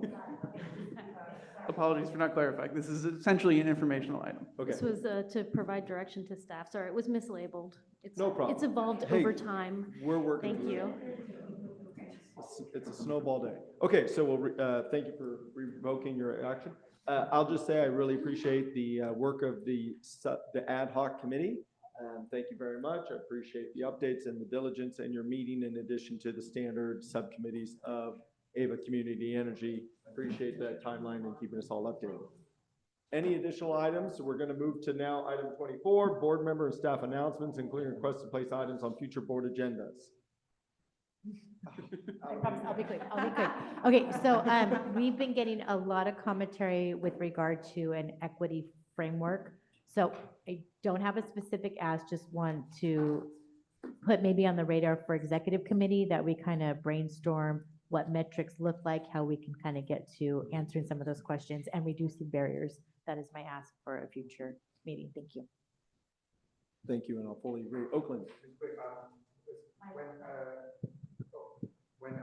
I know staff sends staff to various events and fairs, and you guys do tabling. You guys could let us know when you do that. Give us a schedule in advance. That way, we could publicize it if it's in our city to in our newsletters or show up or whatever. It's kind of fun to do that. So. Okay. Any additional items by members as initiated basically? Seeing none, that item is now closed. Oh, Member Cox, did you have any? Oh, I didn't have anything. Okay, sorry. With that, we are now adjourned. That